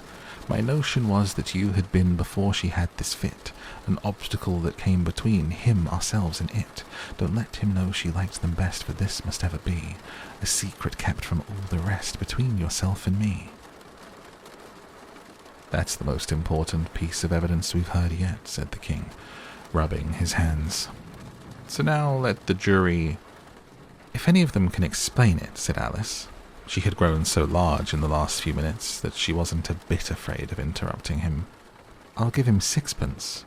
I don't believe there's an atom of meaning in it." The jury all wrote down on their slates, "She doesn't believe there's an atom of meaning in it," but none of them attempted to explain the paper. "If there's no meaning in it," said the king, "that saves a world of trouble, you know, as we needn't try to find any. And yet I don't know," he went on, spreading out the verses on his knee, looking at them with one eye. "I seem to see some meaning in them, after all. I said I could not swim.